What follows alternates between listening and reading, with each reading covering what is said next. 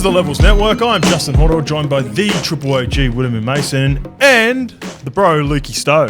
He's got to be a part of the intro now, especially when he's rocking that beautiful looking tab hat as well. Appreciate it, guys. Say something, though. It looks all right. I found it this morning. I was like, yeah, let's put that lid on today. Yeah. I have to wear a probably lid have a here because few. I get hammered by the light. Otherwise, I can't see. You're a big hat guy too. I am a big Yeah, guy. guys.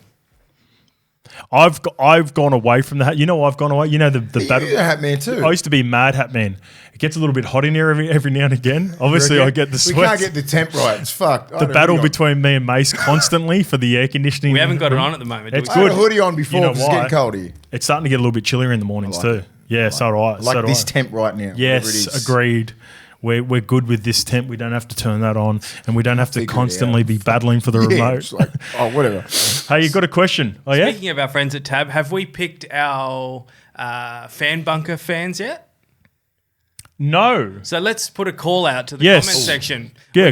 We're gonna talk about comments. We Yeah. know that. But if you have a good one off the back of this episode, you're in Sydney and you're available mid-April. Yep. All right, you. so there's one more option available. I've got one guy that I've locked in if he is free and able to do it. Daniel Robinson. He's a proper L1 day one. Always asks good questions. He had a good question for Foz also for the athlete questions a couple of weeks ago. Daniel Robinson, can you reach out to us? How can he reach out to us, and can we get some details? Send us a DM on my Instagram. Okay. Yep. Jimmy the Reed bio. was unreal. Matt was unreal as well. I think we're going to run it back with Mitch. He'll get one of the three spots, and there's one spot still available that I'm going to have a look at, and I can confirm. So get your good questions in the comments. That's how we pick them. Yeah, get them. And for some of you Warriors fans coming up, so you're going to you want to up your game because at the moment you're pissing me off. Before we get to that, I've got a question here from Pororangi. Question for both Uncle Widemu and the Horoscope. What was your first time meeting each other and your thoughts, opinions on each other? Fucking love the show. Cheers. I don't know if you'll remember. Yeah, Yeah, because it's a little bit different. Like, obviously, Mace was established. My first time, I think I've told this story before. Yeah, the red one, wasn't it? Yeah. So the first time I met you was at Sapphire. Shout out to Haas Sailor. What a joint. What a joint. What a joint late 2000s from So 5 cool. to 10. So I was a young pup at the Roosters, playing in the under-20s, and pretty much all of the Roosters first grade and Bulldogs used to go there most Sunday nights after after a weekend and all that. And the first time I met Mace, we were sort of just a couple of us under-20s boys were around, and he turned around and he had 20 vodka Red Bulls. Not even G'ing up because they're a Double sponsor vodka now. Red Bulls. Double vodka Red Bulls, and he just kept on palming. Like, we were in his vicinity, and we were like, Mace didn't know who I was, but he could tell maybe I was a footy player. So he just started palming me these double vodka Red Bulls. So I didn't leave because we didn't have any cash. So us under 20s players, whenever we got around first graders and they're shouting you cash, you sort of just lay in the pocket, mate. you just sit in the pocket. So Mace was, and there was a couple of the older Roosters boys that were around as well. So he was just popping us some drinks. So that was my first proper time. And I reckon the first time we would have met when I had established myself and played first grade was maybe 2012. At the Eastern once? No? Yeah, maybe like there would have been a couple of times where we'd like crossed paths Yeah. and I was playing first grade. But when we actually sat down as a group was maybe Brave's wedding in Bali, 2012. It was. Yeah. And then we had the villa with Rennie. Rennie and And you 100% it was. and you come to our villa. Yeah, Rennie and I got asked to leave politely. Yeah. At Brave's wedding, the after party or something. Like, we just fucking, it was mayhem. That was the last time I've been in Bali, I think. Yeah, was it? Brave's wedding, yeah. 2012. Like, fucking leave that shit there. Yeah. It That was it was madness. You and the It was Claire Bear were over. madness. The Claire Bear was over there, right? It was madness, mate. Fuck, you only think about it now, it's like, oh, I'm just so glad we're all alive. Yeah, so we had a villa. So me, Rennie, Sparkles, I think Tong would have been there. Yeah. Tong would have been over 100%. there. And I think Johnny Sutto was over there with a couple of the boys with his brothers. And we had a big piss up at our villa one day, and then you come I was around there, and we sat around the table. Yeah, and, I remember. Yeah, and I think Because that Ren was the first asleep proper and Tong, time. I just come around because they're like, come around. I'm like, fuck. I'm pretty sure you come around and woke everyone up, and then we and I just got you beers. might have still I got been beers. kicking. Yeah, I just you like- might have been kicking still. I wasn't kicking. I was just like, I'm in Bali. Let's go. Fucking get up. Yeah, let's go. You know what I like mean? Could've Vegas been- mace. Yeah, exactly. Yeah. I could turn it into that mode, and I was like, in that one, I was fucking only 32. So like, yeah, I remember going around. I said, what are you doing? Yeah, you know, Ren was dead. Tong was dead. I'm like, mate, get up. We're in Bali. Let's you know, go. do you remember what the name of our villa was too? Nah. Mason Villa. Mason Villa. It was the Mason Villa. I went back past the other day and I remember it because we were all obviously calling it the Willie Villa and like meet us back at the Willie Villa and then we'll go get like so would putting the names on it. So yeah, I remember How was Bali like just looking at it now? I heard it's changed a shitload. Yeah. Like Canggu and all that is just. Well, I never went to Canggu. I heard it's really busy over there in Canggu. We went to Seminyak. It doesn't feel the same. No, Prices are pretty expensive. Yeah, it's like Australian prices now, so there's no real point to going there. I think you can still do like if you're particular with where you go, you can still have an authentic Bali sort of experience over there. But yeah, it's very hard. About time the Balinese woke up, amount of expats over there just taking the piss. Well, there still are. The prices There's up. Good. Heaps of Europeans owning stuff over there and doing really well. And Yeah, I'm glad that they've put the prices up. You can't get $2 bintangs anymore. Friend of the smash podcast, Boss piss of all the Bali, time. he makes it look incredible. oh yeah, shout out to Jace. Yeah, Jace is It's a killing beautiful place. Beautiful. Levels Bali trip. How many trips? The are we screen still playing? went off. How many we'll never be home. Yeah, we've got some big news coming up as the screen disappears on us. By the way, me and Mace will be up at the Hunter Valley tomorrow. We are playing golf for the 2025 Red Nose Day Golf Charity Day. I will be emceeing the event. Yeah. Me and the big fella Mace will be there. I'll get him on stage. We'll talk a little bit of footy. Sam Constas is going to be there as well, the young gun cricketer who opened the batting for Australia. And I'm going to be interviewing him on stage. And then we also got a couple of larrikins, a couple of really good humans coming gang. up. Wade Graham, Matty Moylan, good friend of mine, Jakey Miller. I got Jakey Miller on board. He's coming down with Toddy Carney from the Goldie. Is Jakey Miller still playing? They're playing up the coast together. I believe they're playing in the same team together. That's mad. But Jakey Miller's a good friend of mine from Wakefield, and I'm looking forward to catching up with him. I haven't been able to see him since he got back to Australia at the back end of last year. So it's going to be good to catch up with Milky. And I had a message from Cooper, who's running the day for Harris Electricals, and there are still 2 groups available. So basically, if you're in the Hunter region, up there anywhere in Newcastle, and you want to get involved in the day, Lukey, if you can get this up as quickly as possible in the bio, I've got the link here for you. Can you chuck this in the bio?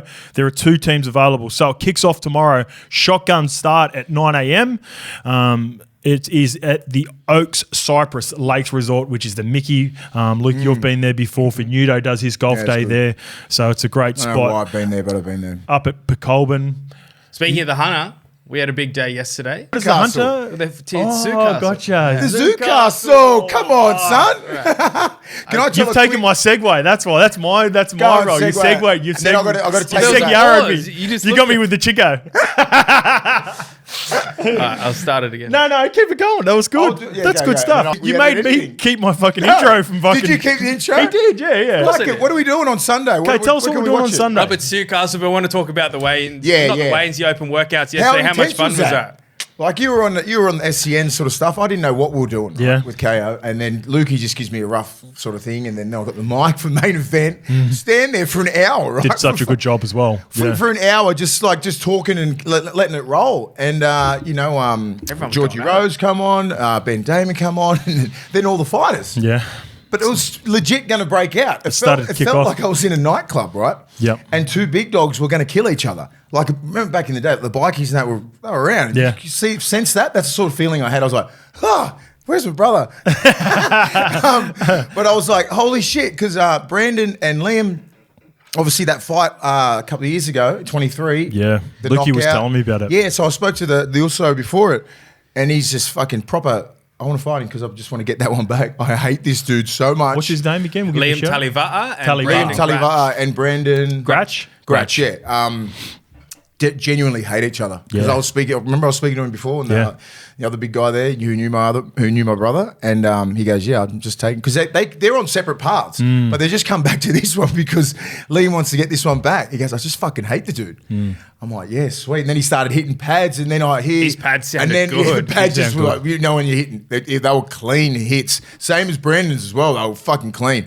Then I just turn around and old mate's just at the kicking off. Yeah, just fucking, and I couldn't really hear him because I had the fucking mic and that in there. I was the same. I was like, what's he saying? Something. He goes, you're just ripping in. And Liam was ignoring him, right? Being the professional. Then he just couldn't. Yeah.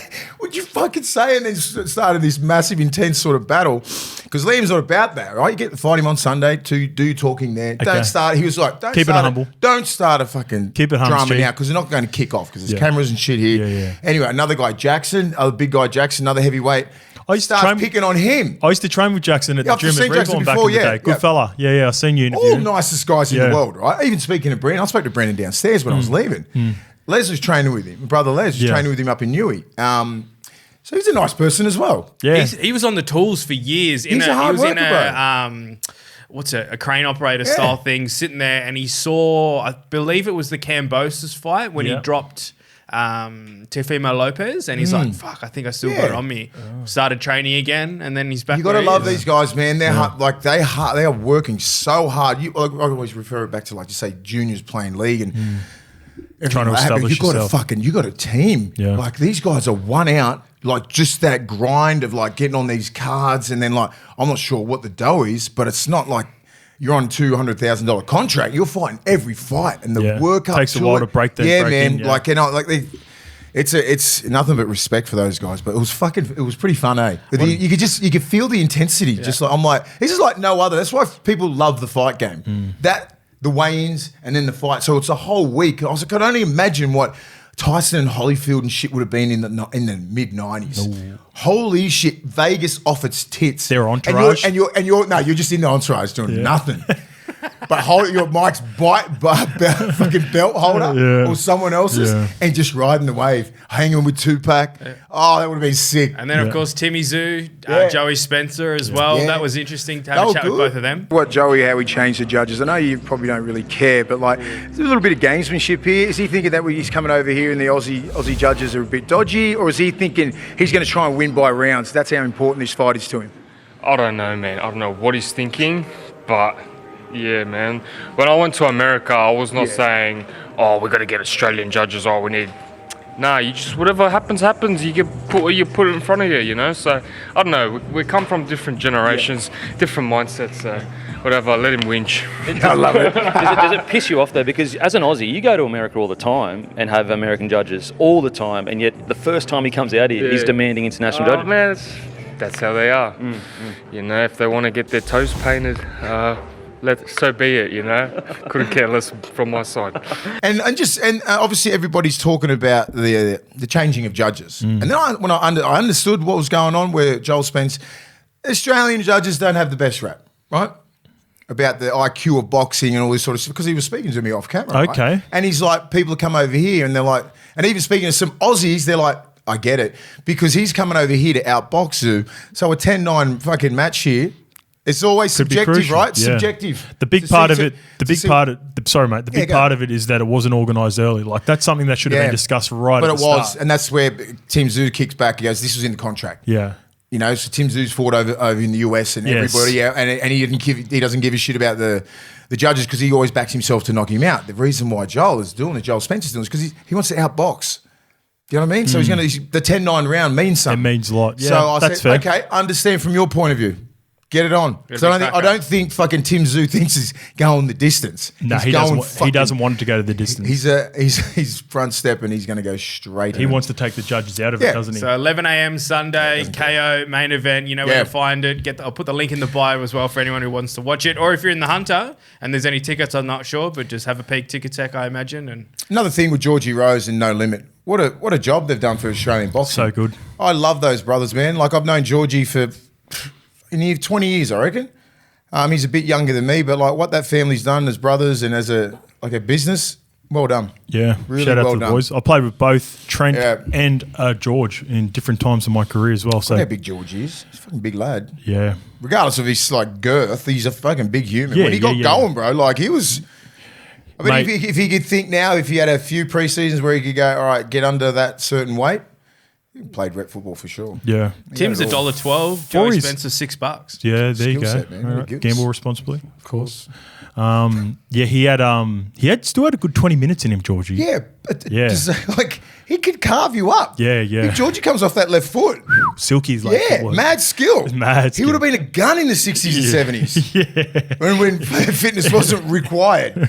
But it's just a big, like, Artie Beetson body. Yeah. Artie Beetson was carving up back then. Yeah, yeah. Yeah, we had mad offloads and stuff. The game just was really, he was just born in a different era, man. Yeah, did Artie have a good engine for a big fella though, compared to I just don't Georgie? think the game Or was just so tough just back different? then. It was like, Yeah. you know, heads on a swivel, you get taken out anywhere. I remember that. So I digress. Remember I was having I had lunch with Wack and all that, Warren Ryan, all those old blokes. Yep. And they reckon they changed the rules to when you walked out together. I think it was in the 70s, right? Because before it, so just say we're sitting here, shake your hands, Yep. which way you want to run, flip the coin, we'll run that way. So just say the best player on that side when you swap sides was getting knocked out.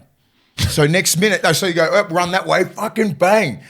Just crack him. Yeah, crack the best bloke, knocked out, can't get back on. So they were doing this multiple times, obviously, for it to happen. Yeah. That's why they changed the rules, and that's why they had separate tunnels all the time, because it was back in the 70s. I think it was 77.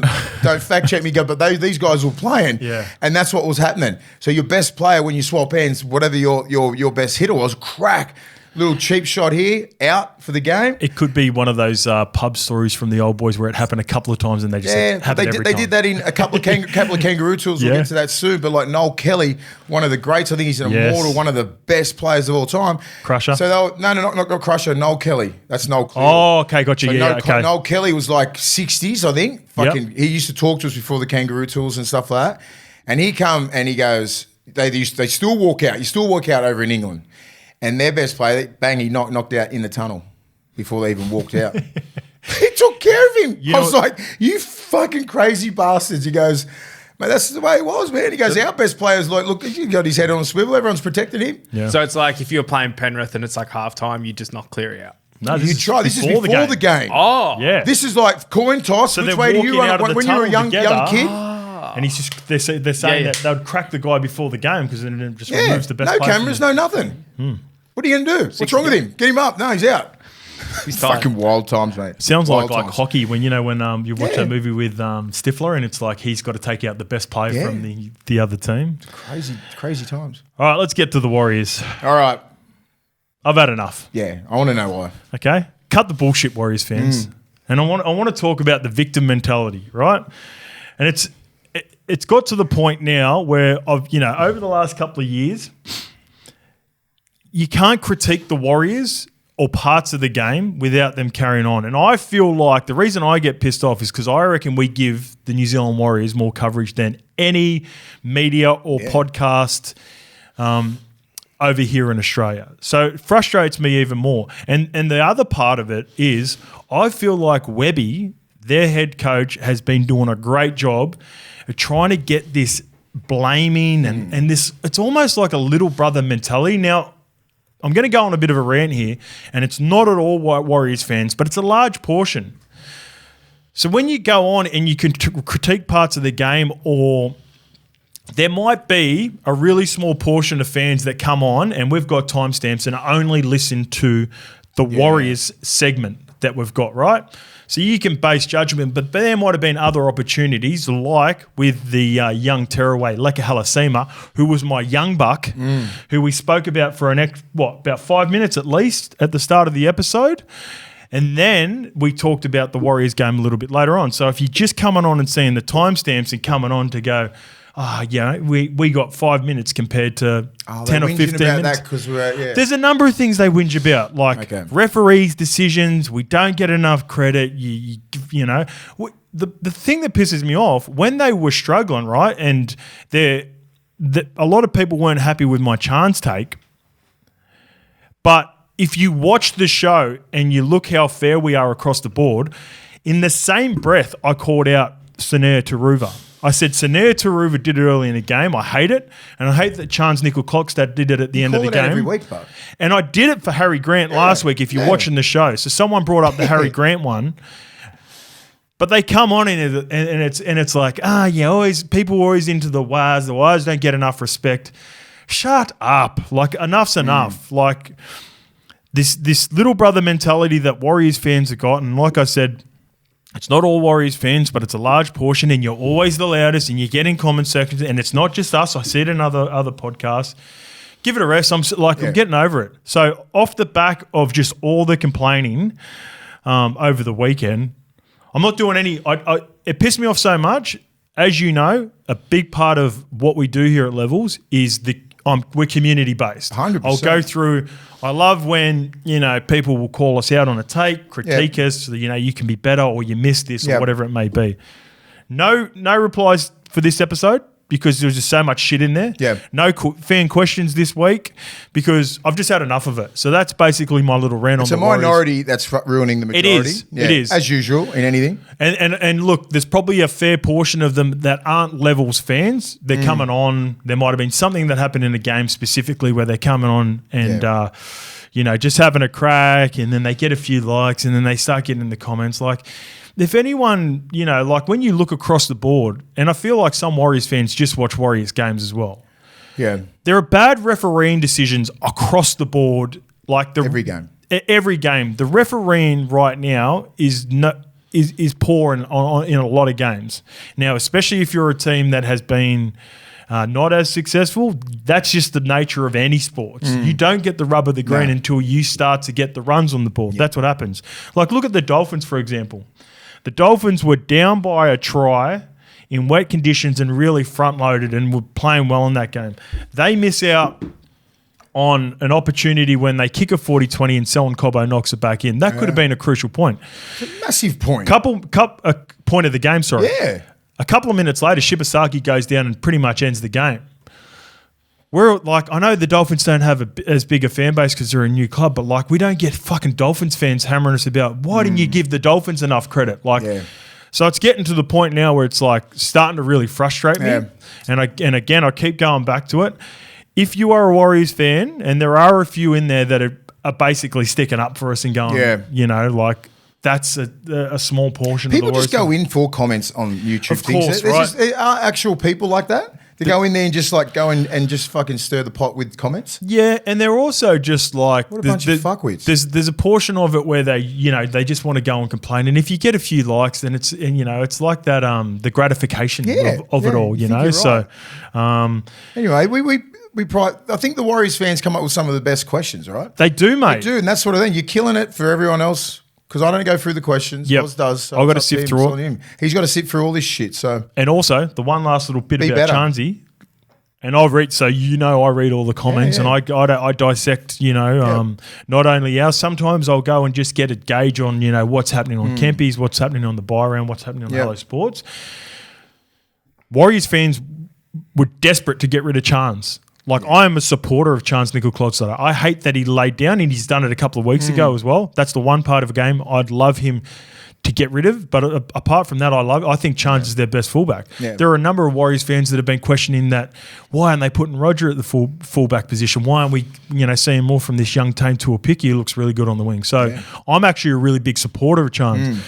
It's just got to the point now where it's fucking pissed me off. Yeah, so for this week, no comments, no replies, no YouTube questions because, you pissed me off. So we'll just get straight into the stories for this week. Be better, Warriors fans. Oh, by the way, be better, Warriors fans. And before we get into that, let's hear from Cam Munster. We'll de-escalate the situation. Cam Munster. Emotions around. Yeah. Cam Munster's coming on with a little giggle with us, and that comes from our sponsors at Athlete. So here is my chat with Money for the weekend. All right, this weekly catch-up with two of the very best is brought to you by Athlete. They are the best in the business for joint and muscle pain relief, and they are built ultra tough for you, your family, and the best athletes in the world and in the NRL.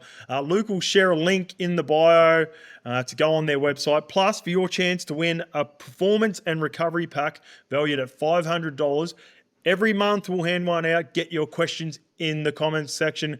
Congratulations to L1 from day one, Jimmy Reed. He won the first month with a top tier question for Foz last week around Britain NIKORA and where he likes to take the juiciest part of the whole. So, Money, I don't know if you've seen that last week. We had the chat with Fozzie and we're talking about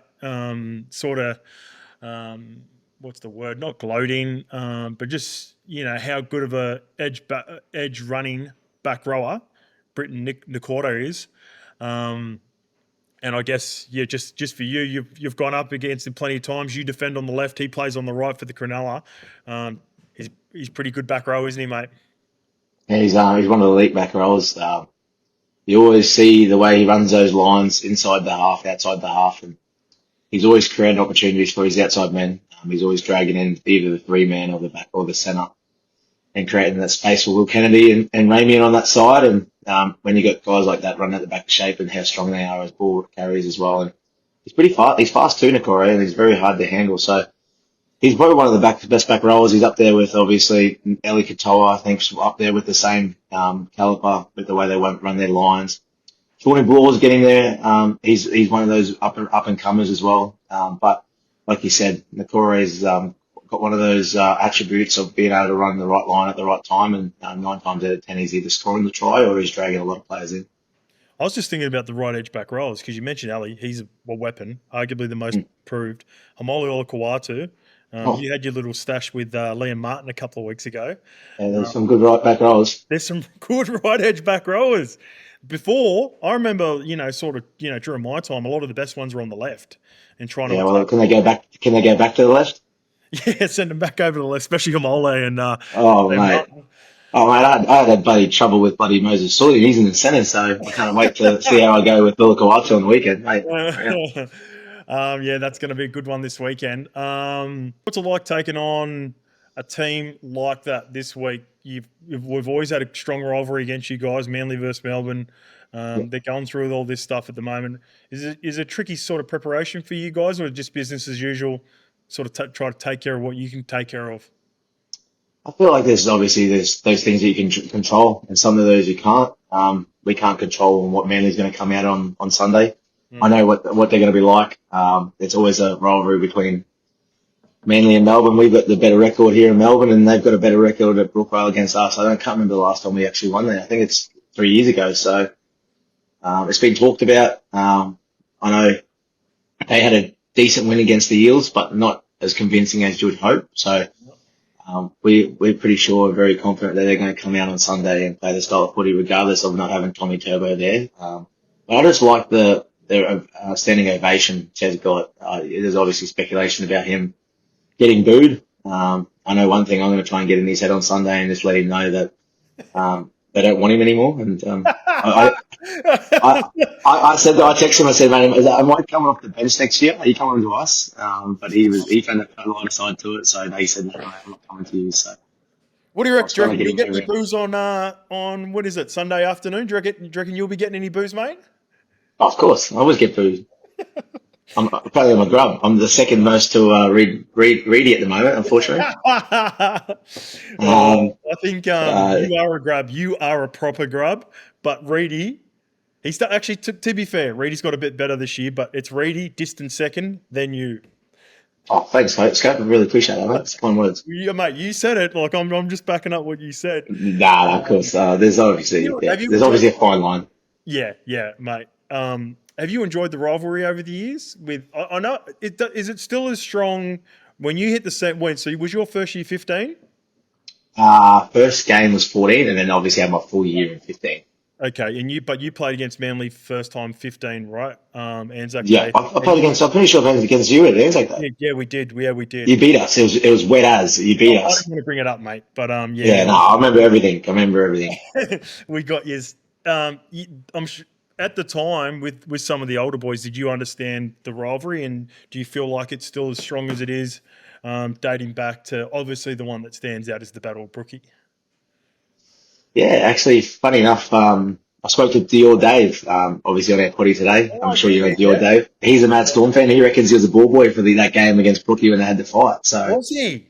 yeah, he's a mad Storm fan. I only found that out today. So he was a ball boy for the Storm when they had that fight. But Oh, wow. yeah, it's a small world. Yeah. I think for us, it's probably not as bad. I think for me, probably Penrith, Roosters, maybe Broncos is probably more the rivalries for myself. Maybe a little bit of the Sharks.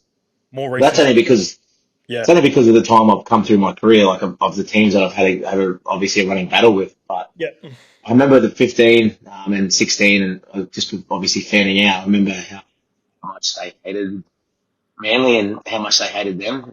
So it's just like with the Smithy, Slutsy, and they obviously had that rivalry. And they had a great team too, Manly. They had Matty Orford, they had Brett Stewart, they had Watmo, they had Glenn Stewart, they had Maddai. Like they had a great team. Lion, you can name more, but I think that's what maybe sticks the most. And then Frankie Panisi's still around, Belichick's still around, so they still have that hate for Manly, but we're still probably trying to figure out why they hate them so much. I understand it, but all the boys that are coming through probably don't have that hate like everyone else did. Yeah, it's a new generation, isn't it? And the success. And the new generation is very different too. It's you been you in Penrith for the last 5 years. Like that's your main rival. So that's something to watch out for. Something else to watch out for, mate. When you're representing Australia at the World Cup, I think the World Cup's next year, isn't it? You got the Ashes tour this year.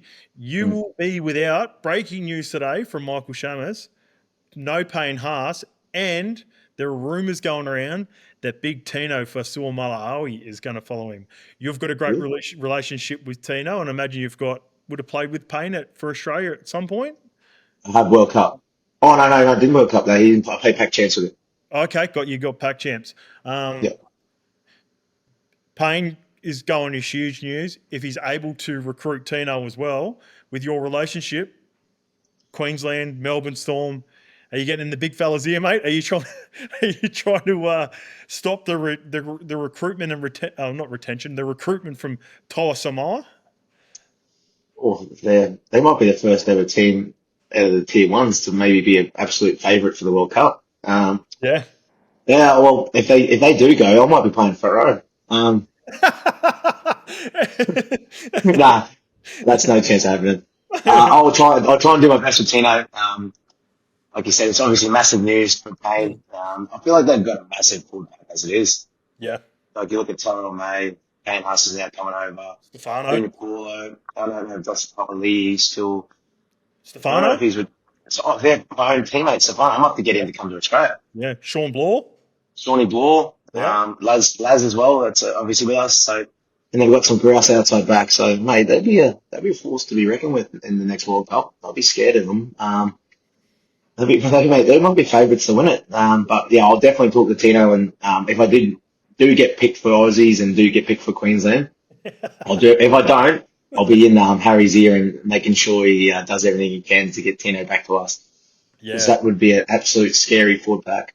That's a tier. They are, mate. If they are able to get Tino with Payne. And so many other guys that have represented him, like Jerome Luais of the world, Stephen Crichton, Brian Toto. That is a stacked lineup. They're a proper tier one team. You're right. Like they could be the first team outside of tier one to be. I know they played you guys in the final a couple of years ago. So it wasn't much in it. You lose Tino from your team potentially, plus Payne Haas, who didn't play in that World Cup. He plays for him. That'll be huge.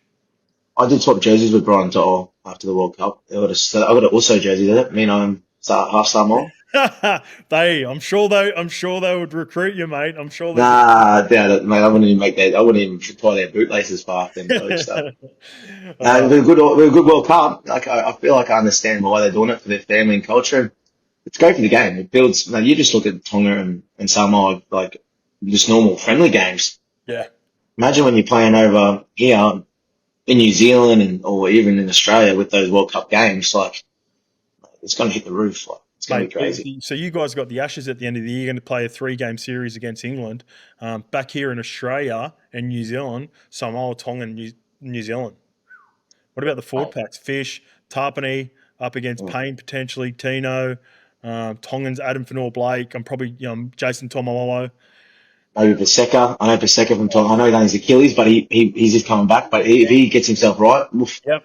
there'll be some collisions. There's probably people screaming at home about a couple of names we've forgotten with the Samoa. Olakau'atu. Through in the middle. Yeah, some huge names. Mate, at back row, I'm scared of him. I literally don't want to play him. Hey, moving on to someone that used to help you on the left edge, mate. Like, you used to rely upon this guy if you're going up against a guy like Olakau'atu. Unfortunately, due to circumstances, Justin Olam has had to retire early. Tell us a little bit of what it was like for Juzzy, not only, at his peak. Talk us about, the development, how he was as a youngster, and your combination you had. At one stage, I would probably say when your left edge was at its peak, you, Juzzy, Fox, Kenny Bromwich, you were just causing dramas up that left edge during that time. What was it like early on with Justin Olam? Yeah, Juzzy, what a man. His nickname was Fear. Always put fear in the defensive lines and obviously attacking lines as well when they're running the ball. So, I felt like I didn't make any tackles. No one really wanted to run those lead lines on me, outside my left shoulder. If they wanted to run the ball, they'd run on my inside, so he would never make tackles. So, mate, that was another thing I loved about Juzzy. He was always balls in, never shied away from the tough stuff. Obviously, disappointing for him and his family, but I guess injuries come when you play this type of game, and how hard do you put your body through it. So, not ideal, but yeah, mate, a little bit sort of about him. He come over from PNG, obviously played for the Hunters. Played a little bit of cup, played on the wing a couple of times for us. Ended up not obviously cementing his position straight away. Took himself some time. All he needed was just a little bit of confidence and a little like this opportunity. And left side centre was up for grabs because Curtis Scott was on the right and Will Chambers ended up leaving. So Juzzy ended up pushing into that left spot, and look. He was unreal for us. He just knew how to do the tough stuff. Ran that beautiful line inside the centre or outside, whenever he got the ball. He just did all the tough stuff, and that was one of the reasons why we all loved him as a person and as a player. No one really knows this, but he was actually a pilot engineer. He actually worked on planes when he was over in Papua New Guinea. So he was a very, very smart man. I know he probably doesn't look it, but he is a very, very smart man. And that was something I really loved about him. And I just felt like he was so humble. I mean, I guess when you talk to those Fijians or Papua New Guineans, they're just very, obviously down to earth, very quiet, and they go about their business and they don't talk a whole heap of whinge and be a victim. And that's just what I love about their nature. They just get their stuff done and roll the sleeves up. And you see that in PNG Hunters when they play it in Q Cups. A lot of the boys, when they go back to play, they're very scared on running the ball and worrying about blokes coming out inside in. It's obviously creating havoc. So he did that when he played for us, and I felt like when he won the Dally M, he was the best player in the world. He was the best centre in the world at the time. So this shows the calibre of player he was when he had blokes around him like Joseph Manu. Latrell Mitchell was a centre at the time as well. So you got all those type of guys that were playing. Tommy Turbo played as well at Origin. I know they weren't probably dominant centres, but when you got guys like that and he wins the Dally M Centre of the Year that year, from where he come from is a massive testament to him and his family. For sure. Yeah, young Stephen Crichton's probably coming through during that period as well. It's a different level of gratitude for the Pacific Islands. Like Samoa and Tonga, I think, are a little bit more used to our lifestyle. A lot of them grow up over here. But the influx of more recently, the Kumals and the Fijians over I reckon you guys in the Melbourne Storm have been had so much success with identifying Fijians, and then obviously with Juzzy being a Papua New Guinean and implementing them into your system. There's a different level of gratitude for them. It's like they really fully love the game. Like they proper love the game of footy. And I know for PNG specifically, with that team that's coming in soon, mate, he would have been an ideal marquee fucking first captain for them. Like it's really disappointing that he's had to retire early. Yeah, for sure. And he might even go into coaching. I'm not too sure on what he wants to do, but I was a bit shocked on it. He's a very smart footballer, and I know everyone sees the tough, the heavy hits, the running hard, but in that body of him, he's a very smart man, and that's what I never knew about until you finally get to know him. And he knows a lot. He learns the game. He's a student of the game, and he really understands the game. And it wouldn't surprise me if he doesn't do some coaching role with PNG later in the year. when he's done, like later on now that he's done. I had a chat to him. Yeah. I had a chat to him at your wedding, actually. I was chatting to him for Oh, yeah. 5 or 10 minutes. Just a champion fella. Really good fella. He's a funny man, mate. This one comes from Blicky Stewart too. Love the profile name. So the first part of the question, Blicky Stewart was watching the game on the weekend and he said, in the 38th minute, I saw you, Munster, pointing at somewhere on the Dragons' defensive line during a play the ball, then immediately tacking the point you were going at, and then Paps ends up scoring off it. So what did you see in their line? And 2, are you still doing that from a set play, or is that an impromptu call that you've seen on the run? And then the third part is, please don't do that against my Blues in Origin this year.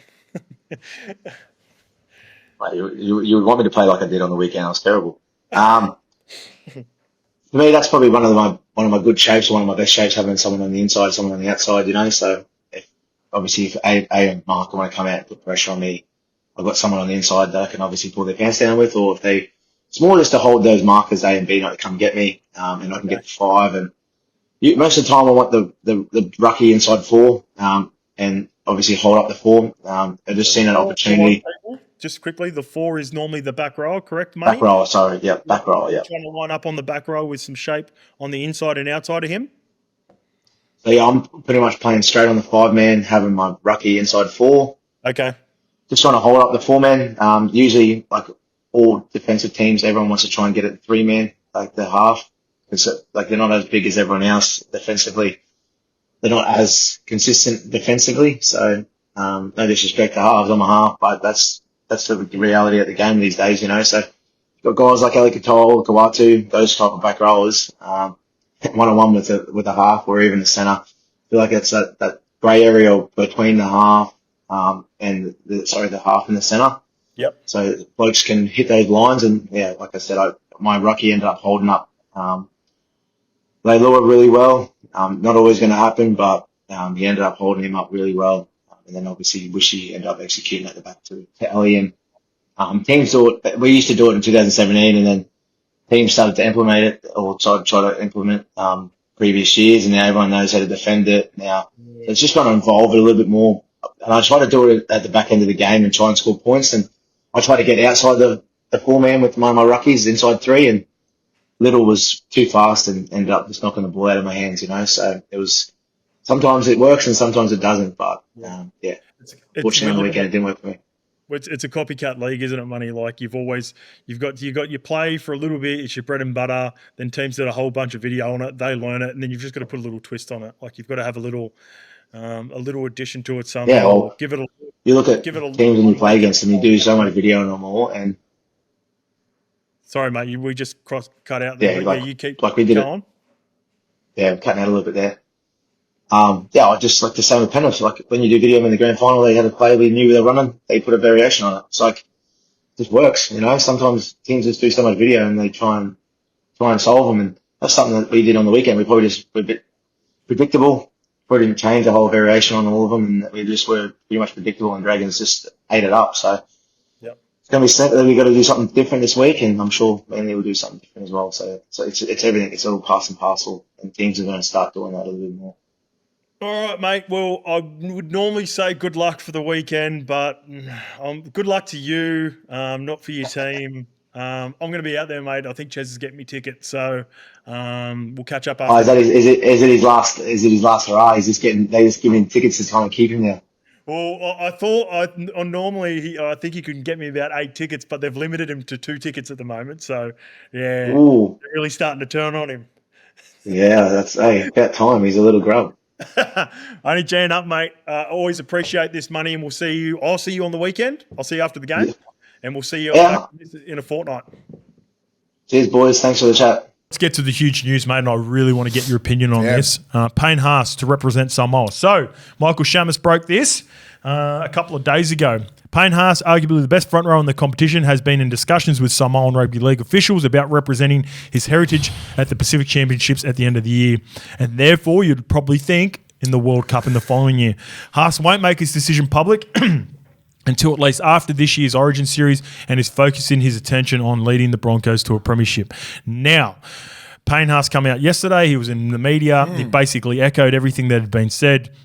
it sounds like it's a done deal. Like like my one thing with Payne, and you know how much we're very pro Payne. I guess it's pretty much out there now, big fella. I think, you know, I guess a part of it is... It's always nearly been out there anyway, last couple of years. We've heard rumblings. I heard he was going to play last year, and this all but confirms it for me. And I understand, you know, the pressure that's associated with Origin, and I guess that's maybe his decision announcing it after Origin, but I think you just let it be known. We all know it's going to happen. And my biggest thing is, and this is, I guess, the consensus around, you know, some of the media and some of the people talking about the issue is people have been questioning, should it be allowed? I'm like, why is that even a question? Yeah.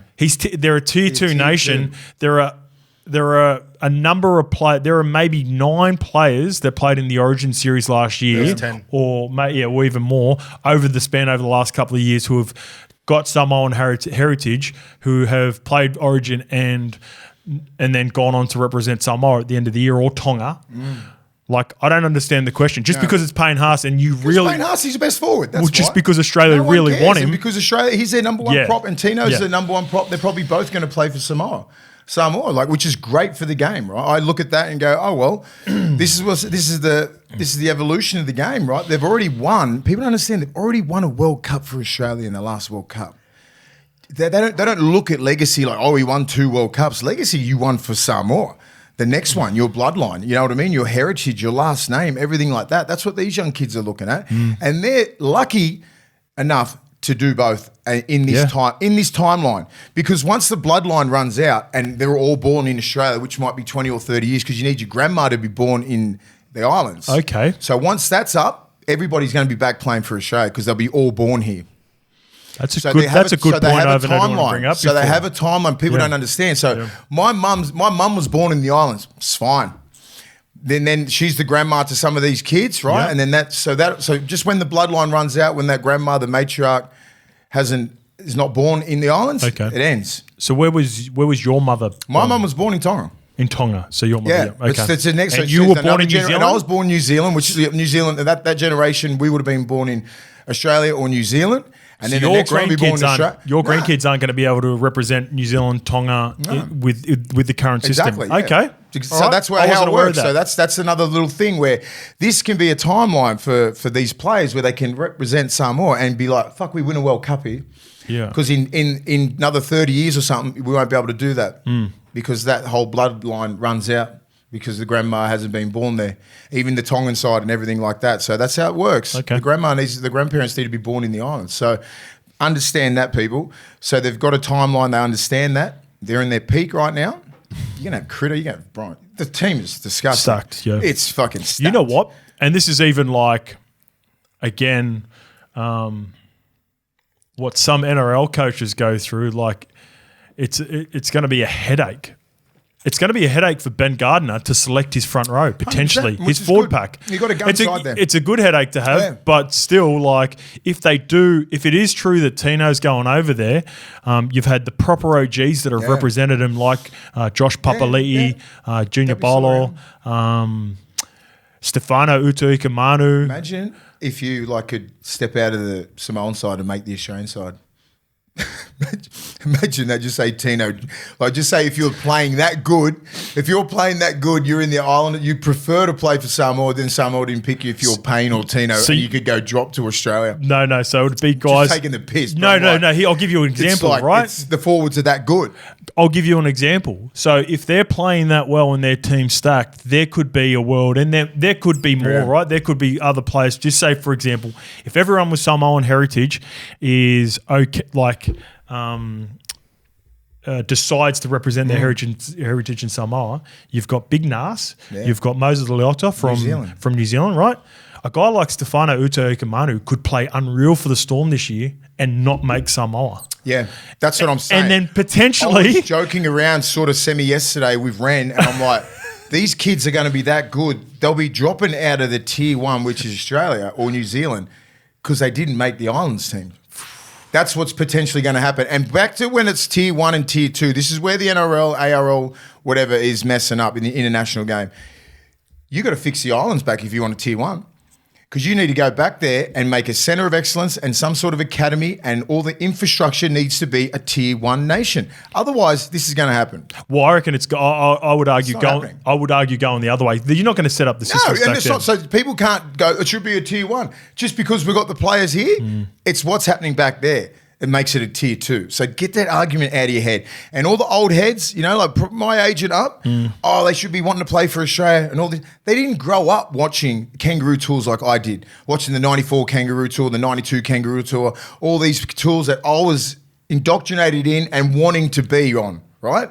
When Mal Meninga scored that try, when all these great tries were happening, I was up. My dad used to wake me up and used to watch these kangaroo tours, and it was embedded in me to want to go and play over there in England. It hasn't been a fucking kangaroo tour, Ashes kangaroo tour, since 2003.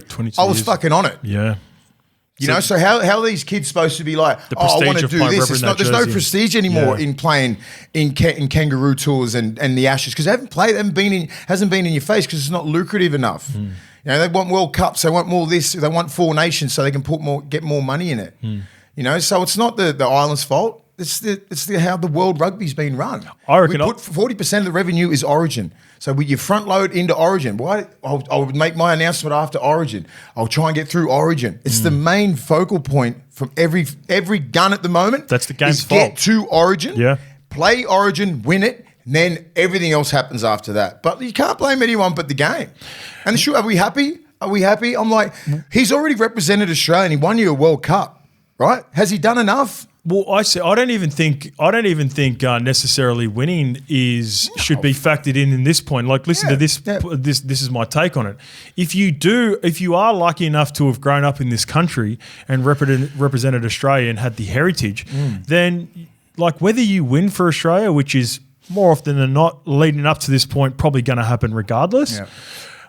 You've had the ability to represent the country that has helped you get to the point where you're at now, while also going and representing your family and the heritage and people that have grown up on the islands as well. So if you've had a good stint and represented your country of where you've been brought up, then you've ticked that box and you're free to go back over to Samoa and represent Samoa or Tonga. Just quickly on the tier bit, I would go, I don't think Samoa or Tonga are ever going to build a development system over there on the island, so that's never going to happen. They're never going to be tier 1, and all the best young Polynesian kids are being developed over here. You've got to. It's unfair for us, New Zealand and England. It's getting to the point now where Australia, I reckon, and I'm calling out the Australian Rugby League, a huge part. They seen this coming years ago, 10 or 15 years ago, with the influx of players like yourself, Mace, and they realise we're going to be at the biggest detriment, Australia, if these islander nations become too powerful. Yeah. Let's put in a system that keeps us stronger than New Zealand and England, and that's my thing. Yep. If this is going to be fair, then we've got to remove the tier system. I say it so many times. This is so fucked up that Victor Radley, born and bred in the eastern suburbs, is representing his grandfather and the heritage and playing for England and cannot play Origin. That is the stupidest fucking rule. And then a guy like Adam Fanua-Blake, who my family had a whole lot to do with in his younger part of his life, he was a mascot fucking Redfern boy out here. Who was getting in a fair bit of trouble, born and bred out here, but had family that played, grew up in New Zealand and obviously Tongan descent. Yeah.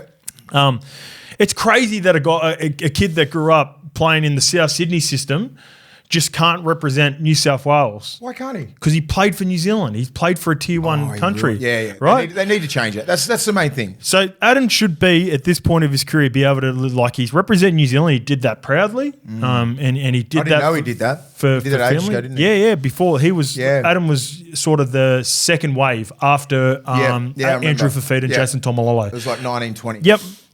And then the other big one for us right now, and this is the one that stands out, like without a doubt, Kalen would be playing for New Zealand at the end of the year and representing Queensland if he was given the opportunity to. Like you just look at the way he represents the New Zealand Māori All-Stars at the start of the year. So your answer is, like, what do you do with the tiers? Remove the tiers. Just remove them and just whatever your bloodline is. And if these high level of players from Samoa and Tonga are able to represent both Australia New South Wales, and then go back and represent their heritage.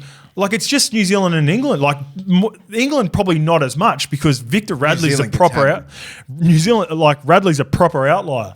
But there are a number of kids like Isaiah Katoa who grew up in New Zealand, moved to Australia, during their teens, 15, 16, whatever it may be, come through the system at Penrith, have Tongan heritage, but then have been developed here in Australia, that are like, why would I represent New Zealand for? Because then I'm stuck. I can't play for Tonga. I can't play for. I can't play Origin, and then if I play well enough, I couldn't represent Australia. So I'm not sure what they do, but they need to change the eligibility rules, and I think it'll happen if something drastic like Samoa and Tonga are in the final of a World Cup.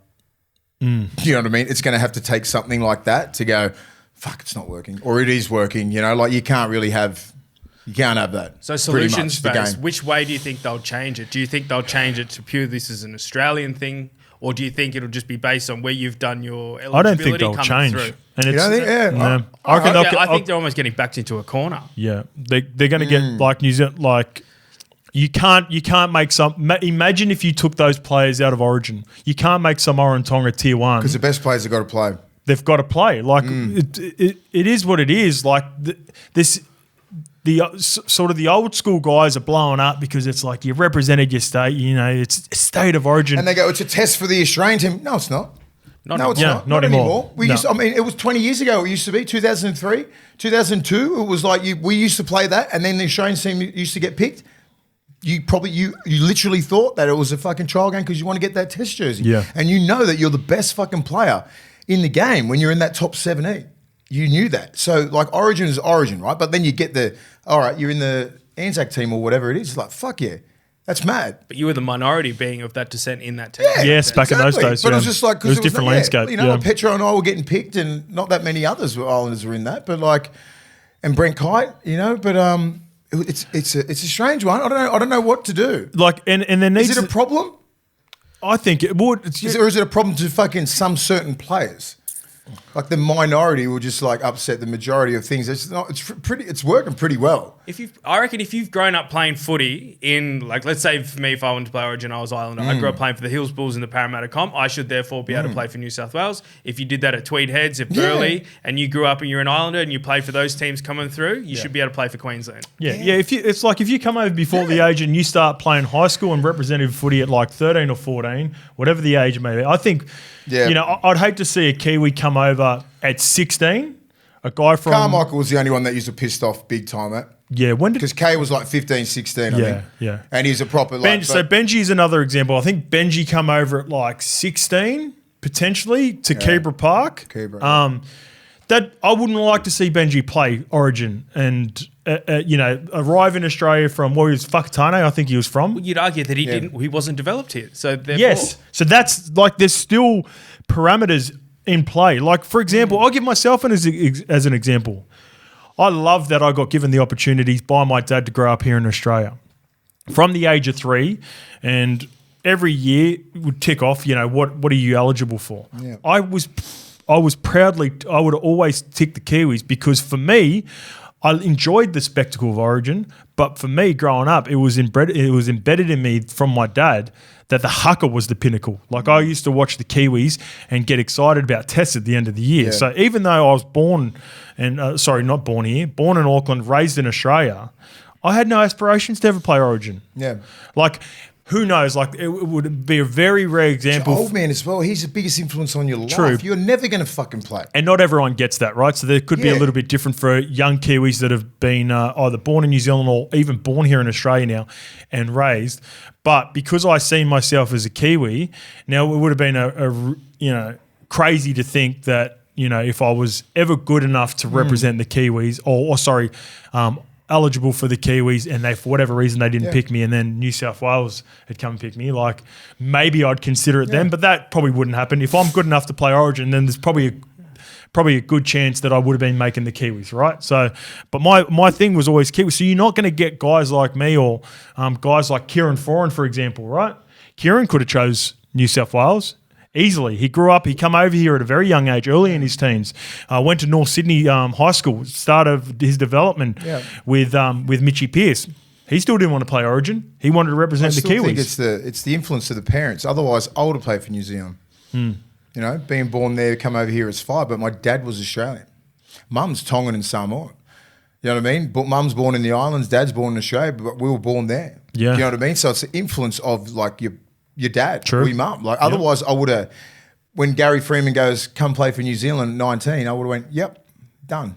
But it didn't mean anything to me. Yep. Playing for Australia was my goal, New South Wales, all that sort of stuff. So it's an influence on your parents, not where you're born, right?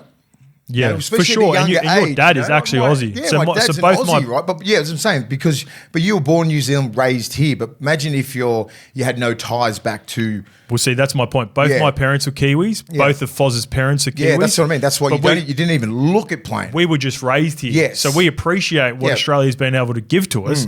But like, I never considered myself an Aussie. No. Like I'm just, I'm Aussie resident. Yeah. That's what I am. And we've got a great relationship between Australia and New Zealand where I can be a New Zealand citizen still all the way up until now and appreciate what I've been given here in Australia. But I'm always going to be Kiwi. And I think just say with the Carmichael situation, right? I'm like, he come over as he was New Zealand born and everything like that, just got influenced by the maroon jersey, right? How important that was to Queensland and being in Queensland and everything. I think if he was raised in New South Wales, he wouldn't have tried to play Origin. Also, and this is not a knock on Carmichael, the cash incentives back then, a lot more from getting the 3 Origin games, which is 30,000 per game. You're getting about 50 or 60 after every. Yes, that's also a factor. That's not as big as a factor anymore. Some of these players are on $1 million, so $100,000 That is of another Origin. factor, sorry, because like, what are they getting? They're getting paid exactly the same for internationals again, aren't they? 3K match. Yeah. Before, like, Aussies were getting 20 plus. You know, you play like your 4 or 5 tests at the end of the year. That's why it's a good little summer bonus, isn't it? Yeah, good point. You know, and then I think now it's like, because when they equaled that down, that last World Cup, a lot were just going, we're getting exactly the same as Tonga. Yeah. Because Aussies are getting exactly the same as PNG. So the And thing, you put the Aussie jersey up here, you know what I mean? And you used to get paid like, we were getting paid like fucking more than that in the 2000s. Like So 15 to 20. Now it's like, then it went to 30 and then it just. I'll add to your point with Payne, Yeah. right? And this is probably why he wants to. Plus the I think some of these Samoan and Tongan players are worried about upsetting the apple cart until after Origin, because like you don't want to forego those matches and not play Origin, because that's still your big earn. Like even though it's they're on $1 million, that's going to be 90,000 that you wouldn't get. Plus you're not playing. Plus you're not playing in the prestige of what Origin is, and that adds to your value for your contracts moving forward. You say it all the time, mate. You never sort of give the Kiwis enough, or not give them enough credit. That's bad. I was going. When you discuss players like where they rank, you factor in what they've done at Origin. If they dominated Origin, even if they have played Origin, did you fucking kill Origin? Yep. That's where you get ranked now when you're fucking in your 40s and near 50s. You're like, yeah, he played Origin, but he was shit.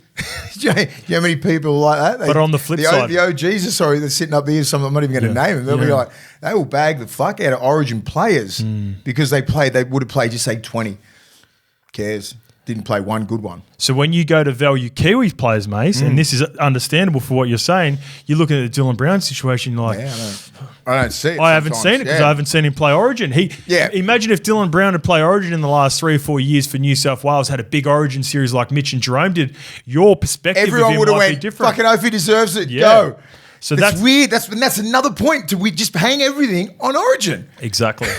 And another thing, do you think Payne Haas and all the other guys, I'm not sure who Samoa play this year, but like, you're on another tour at the end of the year for Samoa, 3 weeks. Tonga, New Zealand at the end of the year. No, but like there's an Ashes, isn't it? Isn't it Ashes? Yeah, so I just told you. So Samoa, Tonga and New Zealand are playing each other here. They're still playing, but they're not travelling to the north of England for 3 weeks. So Australia are going to the Ashes tour, just a 3-game series. And back here is the Pacific Champs, and it's Samoa, Tonga and New Zealand. Which I think factors in a little bit, right? If you're the travel, the 3 weeks over there, playing here, you're not away from home. All you're doing is flying to New Zealand or whatever. 24 hours away. Oh, you think that would have factored into Payne deciding this year? Okay. It's a long way from home, man. 3 weeks, you got a young family.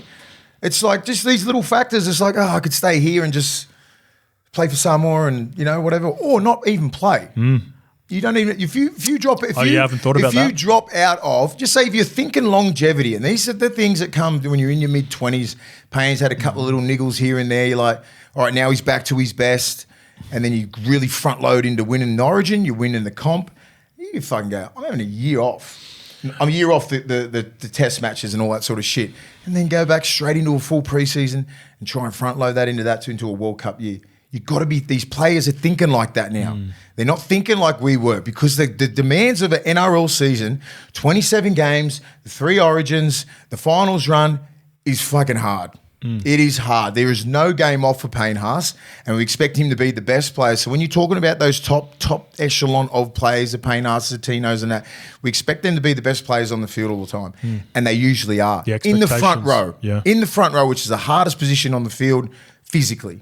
And they play 70 plus minutes, so it's fucking hard. I will say, Broncos didn't make the finals last year. He had a bit of a clean up and he missed the Pacific Championship last year. Now so look at him. He should be okay for this year. Yeah, but now look at him. Yeah, imagine if good. he thinks, well, I don't have to play. If I say I'm eligible for Samoa, I can say I'm not going to play this year. I'll play next year, but I just need a break. Or he might do that. He might tick that. He might tick that box and say I'm eligible for Samoa. Tick that box and then go back to Australia. Who knows? If they make it about eligibility, wouldn't it be the best thing for the game? Because it's like, it's New South Wales versus Queensland, not in the traditional sense, but in the modern sense. Who's got the better system? Who's developing the better players? That's a good point.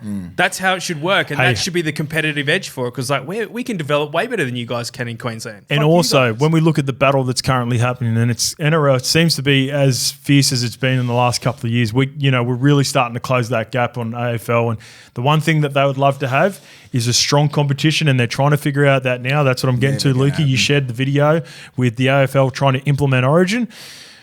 Mate, we continue to make sure we've got the best players playing Origin in an all-stars. Mate, any of the other codes in Australia and even some around the world would love to have what we've got with Origin. So weird how we've got it. When you look at Origin and have a look how we've set up. It doesn't make sense. It doesn't make sense. It's the weirdest competition. Yeah. Right? What do you mean you have 3 exhibition games in the middle of the year that's your most important? And everyone goes hard. Not like the All-Star games. It's not an All-Star game. It's an exhibition game, wasn't it? Yeah. We just want to kill each other. Yeah. So even the AFL, because they don't want to disrupt their season, they're talking about having some sort of Origin theatre at the start of the year. It's not going to work. Forget about it. It's too long. Like, no one can replicate this because we've got such a good product that everyone is passionate about, that plays hard, that, even when, I haven't watched the All-Star weekend in NBA in 15 years. Because it's gone to shit. It's gone to shit. LeBron. Shout out to LeBron. 220 to 200. What a close game. I haven't watched the Pro Bowl in NFL. Same time, 15 years. Now that's just flag football. It's flag football. It's actually flag football. You don't want to fucking watch it.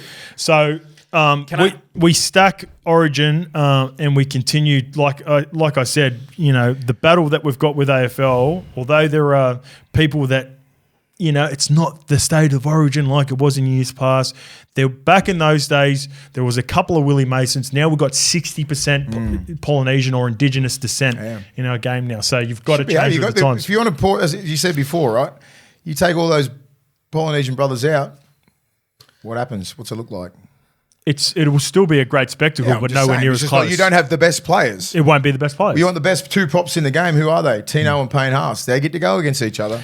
And then going back to this point as well, like remember the World Cup when everyone was buying, because Payne missed it. TINO still went over there, but they had a forward pack of dogs still. Liam Martin was there, Isaiah Yeo, Cameron Murray. Did Payne Haas miss the 2022? Yeah, he missed the World Cup. Yeah, he missed it altogether. Did he really? I heard he was going to play in that World Cup, by the way, too. So I thought he played in it. No, he missed it. So TINO went over. Reggie was in there. You had Lindsay Collins. Paddy Carrigan played in the front row because Yowie was lock. Cam Murray was also on the team. So, some of the traditionalists and old heads who are worried about just Australia, mate, there's still a place for an Australian born and bred Aussie dog. Like, there are plenty of them. Ruben Cotters of the world. Come on, man. With the game, the Australian team would never ever be shit, guys. Mate, jeez, you're just gonna have these anomaly little things like this. Cam Munster and Nathan Cleary in the halves, Trell Mid out in the centres, like Tommy Travojevic on the right centre. All these guys are coming through, like, man. The teams are still stacked. Like, relax about, like, worrying about.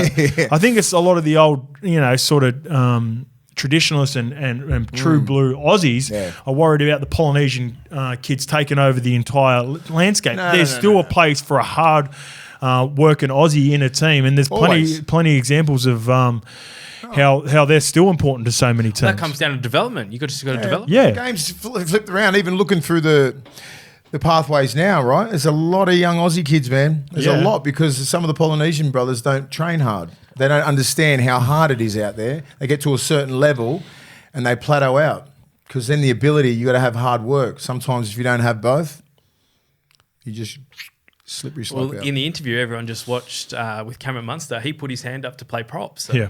So Money goes, I might have to play prop for Australia. We're losing all that. What a fuckwit. He's the best. He's the best. Oh. He always goes like whenever I bring up like Queensland and Australia with him, he goes, yeah, we'll see if I make it. Yeah. Shut up. Yeah, but with a smile. No, he always goes, because I said hopefully I'll make it. You called him elite. No, I called him a top tier. No, you said elite. Yeah. Elite 6. Elite 6. I said something about it. I said, you're elite. He goes, thanks for calling me elite. He's got that weird sense of humour. He's a fuck, yeah. Mate, Thanks for calling me elite. It's such a good chat with Ches. You'll enjoy it. We've got a couple of clips coming up for you. Brought to you by Athlete. All right. The NRL has admitted that 4 players should have been sin bin for high contact. Now, the NRL has written to all clubs admitting match officials failed to use a sin bin on 4 occasions when they should have for foul play on the weekend, including Jerome Luai's tackle on Warriors forward Edward Cossey and Reid Marnie's late shot on Cronulla's Daniel Atkinson as he lay on the ground. Now, I said this sort of yesterday over the last couple of days, Mace. I watched the games over the weekend, and my thought was, they've lightened their stance a little bit. Went all the way back to Jordan Rickey's hit against, I forget who it was, but it was in the Dolphins game, potentially on Herbie Farnworth.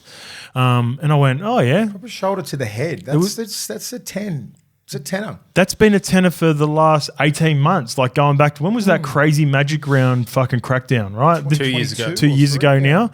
And so I watched that and I'm like, Jordan Rickey's got away with it. And then, a couple happened throughout the game. I think there was one in the Canberra Raiders game that I missed. Big and then Papa, I think, got one. Papa got one potentially, yeah. It's like that looked bad. I'm like, that's exactly what they're trying to get rid of. And that's exactly what you get 10 for. I'm all for people like Big Papa and that dishing that out, but like, it doesn't look good when you're inconsistent. That's what players. But here's the thing, Mace. Yeah. This is to my point. And then it got all the way to Jerome Luai, who left the ground to hit Ed Cossey. Sorry.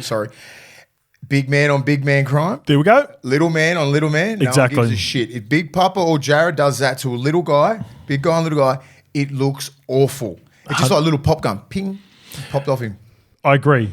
But based on what happened over the weekend, I was like, oh, shit, that's 100% it's sin bin. But, like, the way they adjudicated over the weekend, I was like, they must be lessening the stance here. I was like, that seems crazy considering everything that's happened with HIA. Why?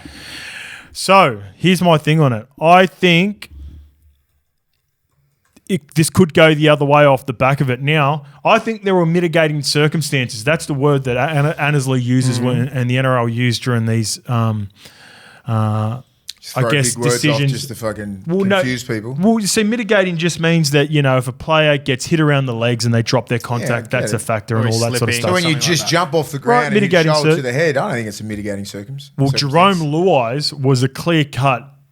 He left the ground. SBW to your head. Jumped shoulder to the head.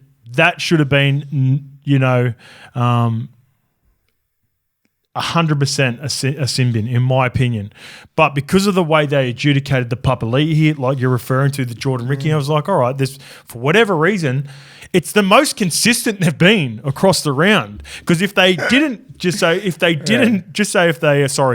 they'd sin bin Jordan Rickey and then not Jerome Luai at the end of the week, I would have gone, what the fuck are we doing here? Yeah. But it felt like all the referees and video referees were on the same page. They're like, I got you back. You didn't send him. I'll hold this one as well. Now, this week, I think it's probably going to get... you're going to have to be really clean this week because I think they're going to go the other way off the back of what I thought should have been sin binnings across the weekend. And I'm like, okay, I get what they did, right? But I'm like, I agree that they're wrong because you've got to be consistent with it and we're trying to get rid of shoulders to the fucking head.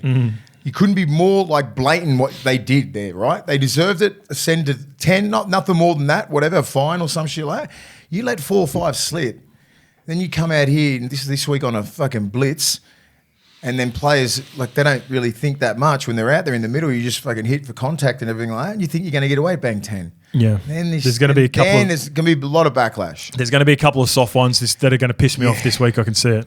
And that's where the mitigating circumstances gets me, right? I'm like, sometimes the slipping, and when Big Papa hit that guy, he was slipping and blah, blah, blah. But the Luai one wasn't, but it didn't look as bad. You know, so all these other mitigating circumstances, I understand. Correct. So apart from that one. Elaborate on that, though. Because Jerome Luai doesn't have the force of a Nelson Asafa Solomona, Edward Cossey gets hit and he's like looking and going. He stood there going, hit me in the head. He's going, what's going on? Like, surely that's a penalty. Like, surely, you know, that could be a sin binning. And it's like we were talking about with the Reedy. So Warriors fans, when we didn't mention it, we also mentioned that Reedy got away with something that if Victor Radley had done it, he probably would have got binned. Didn't look as bad. And I've always hated that. Like I go back to when I talked about this yesterday with Kempy. Remember a couple of years ago when they were cracking down on players hitting people late. 1 week it was Felice Kafusi on Adam Reynolds or a half. He hits him late. He gets sin binned and he gets 3 weeks. The very next week, Joseph Swali hits Chance Nickel Clockstad in the back.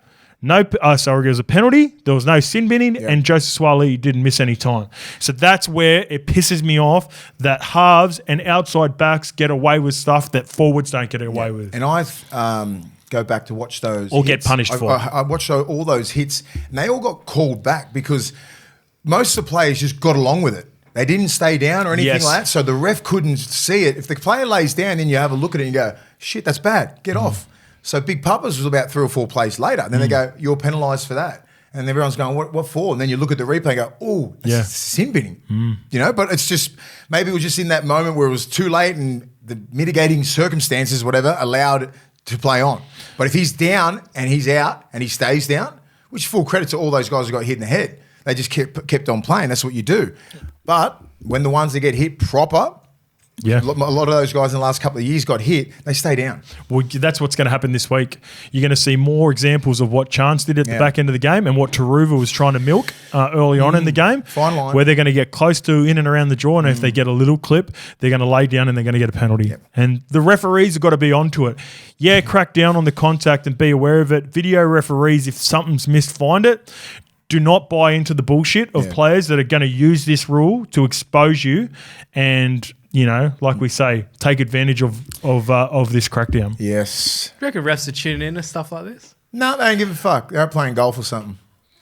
I reckon your take that they love rugby league more than anyone else. I don't know. Yeah. No, for sure. I reckon if they're mentioned, they might have friends that watch content and then go send it to Graham Manners. Shout out, hey, Toddy Smith. Mace was talking about your fucking mad fade the other day. Go and watch it. I was watching North Sydney Bears. Whoever played before St. George down south, and a guy went to school with Daniel Lutringer. He must be coming up the ref circuit. He's been doing it since we left school. He's been a touchy a few times, but he was cool on that game. So shout out to one of your boys. What's his name? Daniel Lutringer. Lutringer. Give him a gig in an NRL game. Pull the trigger. Let's get him up in first grade. Let's get the Lutringer. He should be here just because of his name. Yeah. That was North Sydney, which is the feeder club for the Storm, and they were playing the Dragons. I was watching that before the game and the weekend too. All right, it is time to get to the RLPA Player of the Month. We got the nominees for March. Rugby League is back, and as voted by the NRL players, this is the award that is run by the Rugby League Players Association, and I am stoked to be back on board for this year, giving my 3-2-1. Forming by a panel of a number of former players. So, on board with me, Gemma, and Dean Hallertau. So, me, James Graham, and Dean Hallertau did it last year. This year, Woodsy and Josh Morris have also jumped on. And the nominees that we have voted as our top 3 for this year that the players will vote on, for this month, Jai Gray of the South Sydney Rabbitohs, Payne Haas of the Brisbane Broncos, and Terrell May of the West Tigers. Payne and Terrell had gun months. No, Jai Gray's had a good one. He's been going good? Good, yep. Jai's been really good, yeah. Yeah, we kept his fullback spot over Trell. Yeah, there you go. That's a good point. Is Trell back? Trell's back in the centres. Fucking no. All right, here are the key stats for those players. There you go, Mace. We'll give you some stats so you can. So these are from rounds 1 to 4. Gray played all 4 games. He had 2 tries, the try assist, 2 line breaks, 16 tackle breaks, averaging 61 post-contact metres and an average of 213 metres per game. That's solid. Payne Haas, he Good played. boy. He played all 4 games. He had one of the best tries of the season so far already with a solo effort. He had a try assist to Corey Pates nice and early on in the season. 17 offloads, an average of 34 tackles per game, 2 line breaks, 27 tackle breaks, averaging 72 post-contact meters and 175 of the best all the way through the middle. His post-contact meters is probably more than some middles average meters. 75 post-contact. Heaps. Heap of middles. They're probably like got 50 metres. I reckon 50% of front rows wouldn't be running 72 metres per game. I fucking know.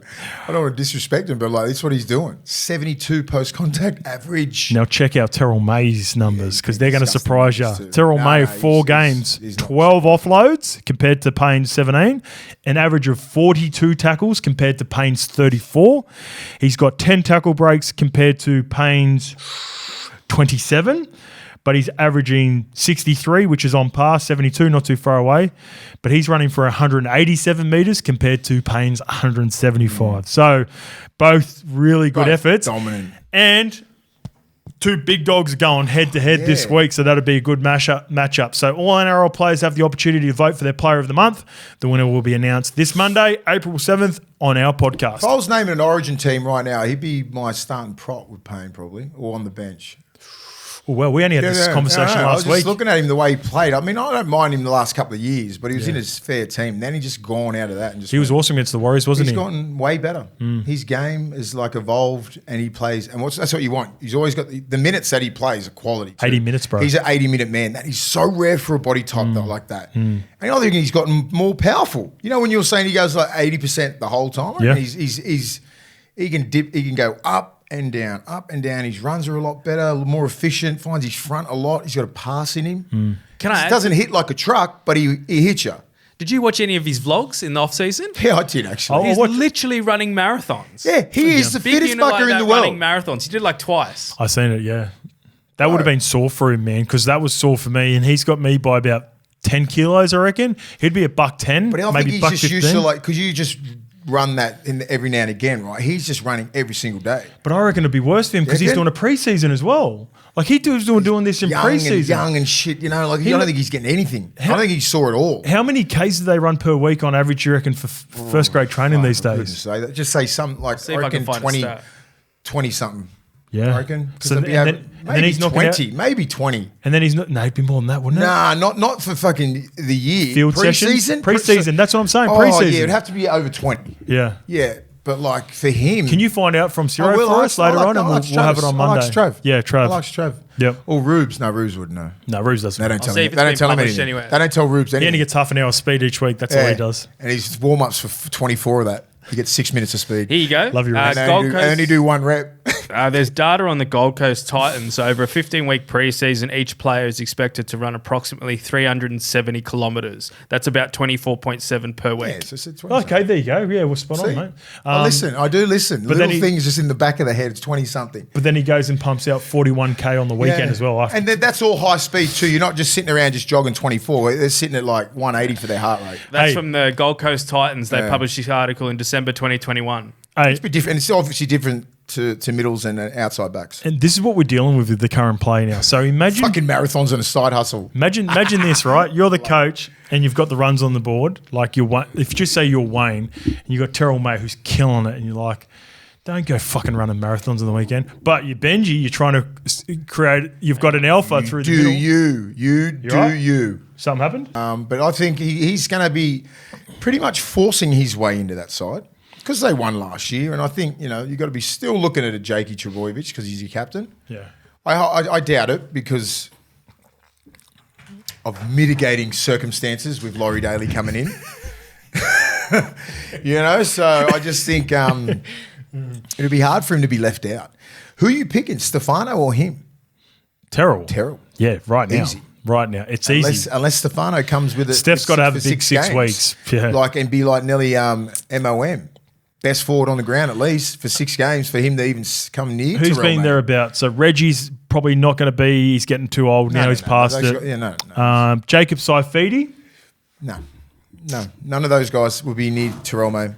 If No, you're, no, if I'm you're just- thinking I'm trying to just go trying back to to those older fellas. Oh, I've been on Terrell May. You know how Yeah. I've been big on May for a Okay. while now. So I was saying last year he should have been starting for the Roosters. Like, because he's got this. I've seen these parts of his game. I'm like, he's got to be I saw him play starting. big minutes. I just didn't see the Yeah. the leadership that I'm seeing now. Because Yeah. I think when you get in there and you have a Hargraves, you have a Lindsay Collins, you have a Spencer, you're like that young kid and you can't really. That's why he left. But no, It but didn't those fit the Roosters yeah. culture. Yeah, I don't know. I know exactly Well, why. me and he you, left. me and you are a little bit different.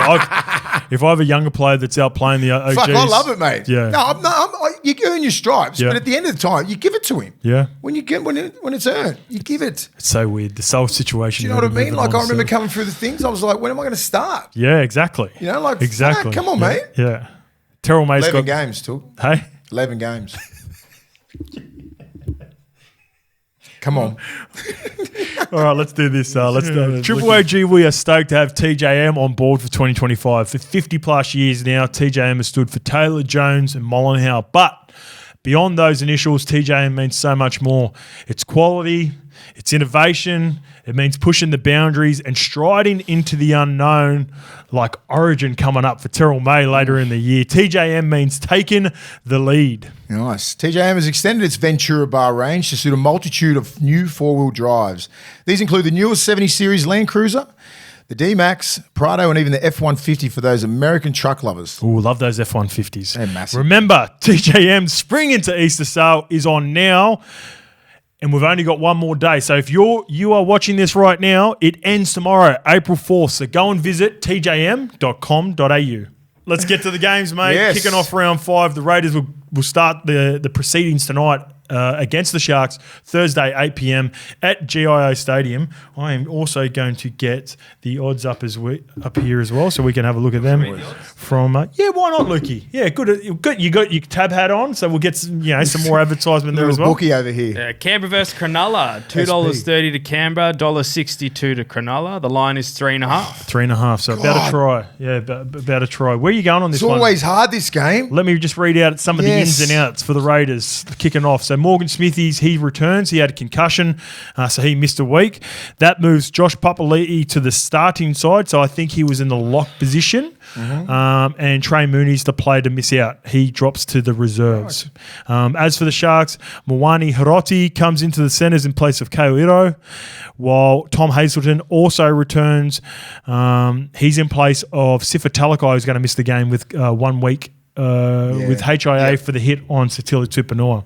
Shout out to Satili Tupanua too, who laughed on our. So this is back-to-back weeks where we talked about Satili, and then he started laughing off the back of the Penis fingers? Penis fingers. Everyone was pissing themselves at train on Tuesday. I was like, fuck, sorry. It was more Jamie Feeney. Yeah. He'd be filthy. Big Nasty Nelson, when you did the clip last week about the nose thing not working, he started laughing and confirmed it didn't work.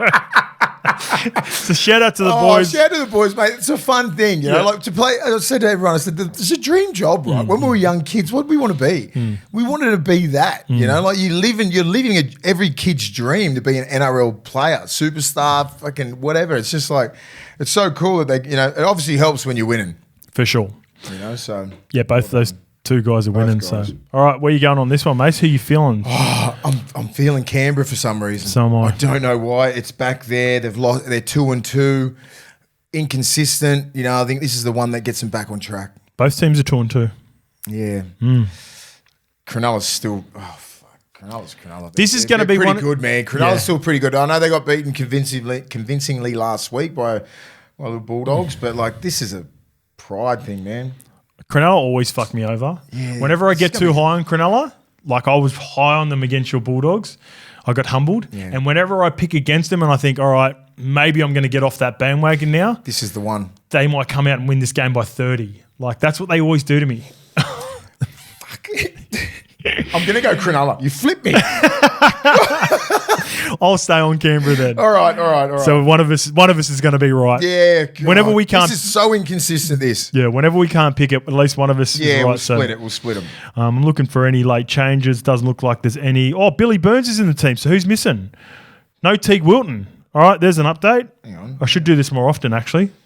The only reason I'm doing this is because normally I do my notes for team lists when they come out on Tuesday, and I don't really update it. But just sit there at the NRL.com. It all comes up as you go. I just skip past Billy yeah, Burns. this is a little bit quicker, and I like to be prepared. That's but true. then late changes, so this is not a bad thing to get the phone out every now and again. And because this game more than any, 24 hours before they have to name who. Of course. Yeah. All right, so the next game, kick-off Friday night, Panthers versus Cowboys, Friday 6 p.m. at CommBank Stadium. The Prince is back. So is Casey McLean. He's on the wing for Brian Toto, who left the game last week with that hamstring injury. Scott Sorensen is also out with concussion, so Isaiah Papali'i moves into the back row. Lindsay Smith comes into the starting side at prop. Matt Eisenhuth is the new face on the bench.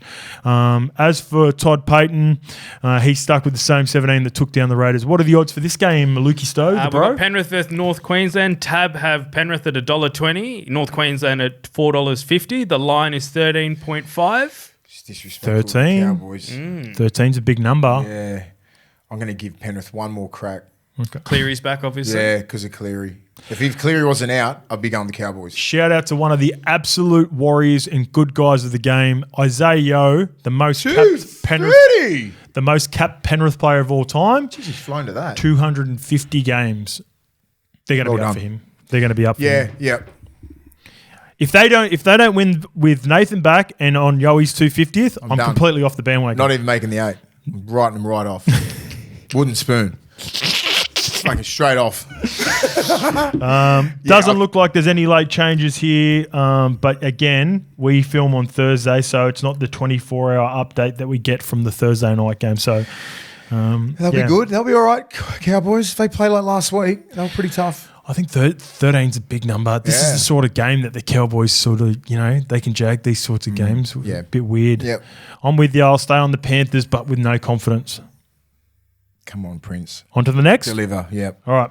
Rabbitohs versus Roosters. They're at 8 p.m. That is at a core stadium.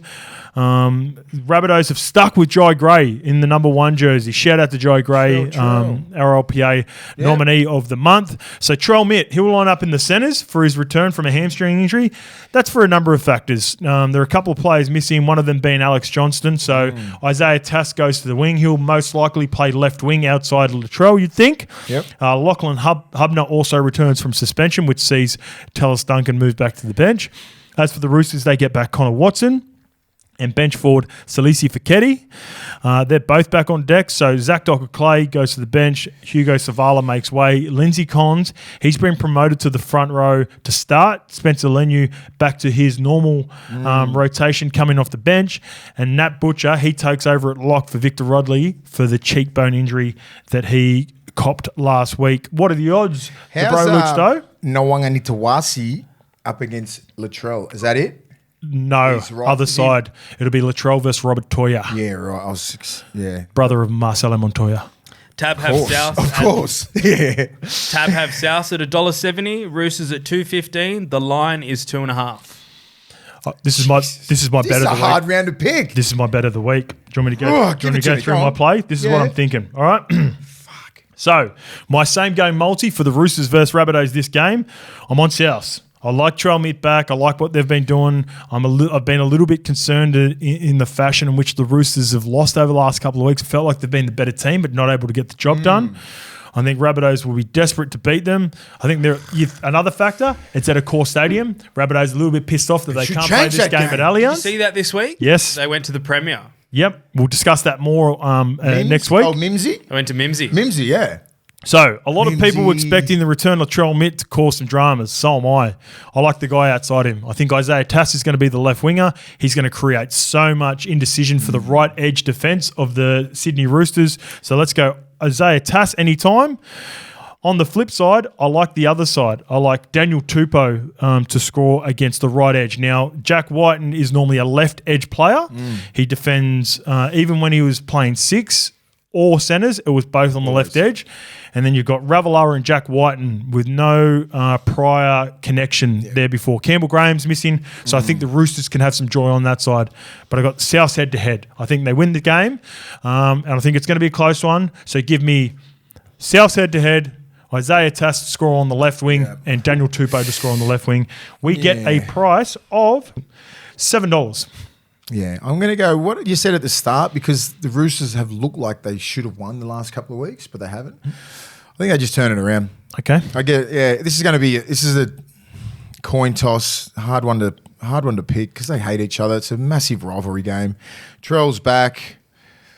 I mean, Teddy's playing some outstanding football. Teddy's been individually unreal. are just absolutely killing it. It's one of those, might be one of those years where you're just sitting in the sheds around 27 going, fuck, there's about 10 games we should have got there. Yep. And we'll be in the 8. And I think it's going to be one of those, and I think both these teams are going to be in that position. So these games really matter. I think the Roosters just get it. Roosters just? No confidence at all. Okay. I'm all games that I've just said. I'm confident in the Rabbitohs in this one. I think the Rabbitohs get the job done. Bomb the shit out of Jai Gray, I know that. And they'll be coming down on him. Daniel Tupou. Nawangani Tawasi. What name do you reckon is easier to say? Nawangani Tawasi or Fa'asua Mala'awi? Us blocker. Ooh. No, that's a hard, because I was practicing it on the weekend because I felt bad I didn't fucking practice his name. Okay. Good work, mate. Nawangani Tawasi. Just looking into the mirror. How are we doing this? Just on the couch? Just like a idiot sitting on the lounge by myself going, Nawangani Tawasi, Nawangani Tawasi, Nawangani Tawasi. Yeah. That's it. And then I just nailed it. And then it just comes off the tongue, right? And then, but I'm like, Fa'asua Mala'awi was one for the ages. Yeah. That's it. That's still hard. The syllables. He's got one more. There was a guy that hammered me about my pronunciation of Dimitri. 8 syllables. Yeah, it's a tough one. Remember when Tino first hit the scene, I was like, that's tough. Sometimes just call him Big Tino. Also, like, I know Blocker cops a lot of shit about it, right? And there's a number of What do you guys. expect from the cheese? Can't roll his tongue like that. No, I think they should be better mates because they get sent stuff from the teams. Now, we are a podcast. We don't have access to clubs. So when a guy for the Warriors, a young tearaway who's only played 6 or 7 games, someone was hammering me about my pronunciation on Vaiamango. I think I pronounced it. I still don't know what it is because I haven't heard the correct pronunciation back to back from the Fox. That's the only other way we'd get it. No, Exactly. Dimitri doesn't We're text not on me. the media release for all that stuff. We don't get media releases. So if I butcher a 7-gamer's name, apologies. And instead of hammering you, let us know how to say it. Well, there was a guy in the couple comments. like Did you see the guy in the comments who corrected us on Marky Mark last week? Is that how you helped it out, or where did you see it? Because Mark someone instead of just attacking us and going, "Oh, fuck you, butchering names," there was a guy from Fiji who. So I went Nwika, so I got it wrong that way. It's Nwanga. Yeah, I know it's Nitawazi. Nwanga, yeah, because of the Q. Yes. Is an So N. I stuffed up. Someone comes and goes, "Oh, this is how you pronounce it," rather than going, "Haha, how shit are they at pronouncing?" Like that was another comment that was there. Prophetically or nephetically, just gonna like butcher that too. Nawanga Nitawasi. Yeah, Nwanga. Fa'asua Mala'awi. Yeah.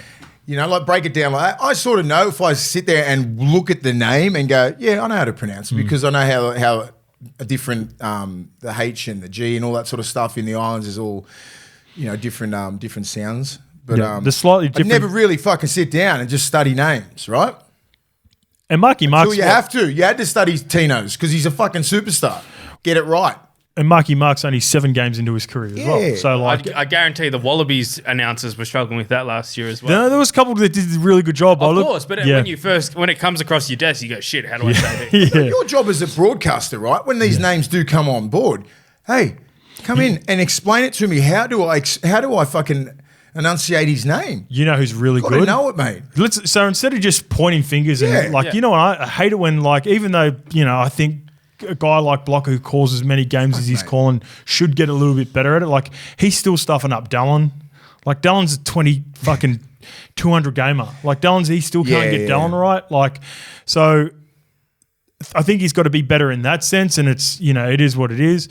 But I like praising guys that do a really good job of it rather than that. So there's Brent Speed, who I do. Speedy does a good job. Speedy's a gun. So Speedy was correcting me the other day, not on putting me on show, behind the scenes. Apparently, I'm very slightly messing up Satili's Tupuanua. Apparently, like there's an extra little bit in it, and I'm still stuffing it up.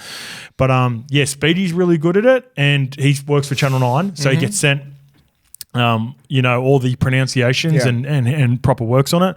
Matty Russell's another good commentator who does a really good job of it. So Vossi and all those blokes. Rather than just pointing the finger at some people, you try have them out. Yeah. Like, That's unless it gets to the point where some of them have been doing it for 10 or 15 years and then just not showing any effort. Especially the blocker. Like Blocker, like he gets probably a fair bit. Like just, I'm not sure if anyone's coming in there going block. Come on. This is how it's pronounced. This is how Nwanga Nituasi is pronounced. Fa'asul Mala'awi. If you can get those two, you can get anyone. He was definitely, he got him on the weekend. You give him credit. We're obviously taking this letter. He definitely got him on the weekend. Oh, good on him. He could tell he slowed himself right down. Oh, good on him. And he was nailing it. Because the way the cheese speaks is very fast. Yeah. Right? And he's going, Nwanga Nituasi. That doesn't roll off the tongue. Fa'asul Mala'awi. We can say it like that if you practice it and everything like that. But so even for me, right, like growing up in Western Sydney, a lot of my mates were Aussies. Calling a Fijian team. Fiji versus Africa. He couldn't. He couldn't do Papua New Guinea versus Fiji. No way. And you wouldn't want him on there. But I grew up in Western Sydney, and all my mates were Aussies, right? Yeah. So my pronunciation is Justin Horo. That's how I always sort of put that. Chuck that little extra R on at the start of the show. Rolling your R's, mate. Rolling the R's. But all my mates called me Justin Horo. So, I grew up around Aussies. It takes a little bit to get used to it. I feel like we do this every 6 months and we go down this and we talk about a lot.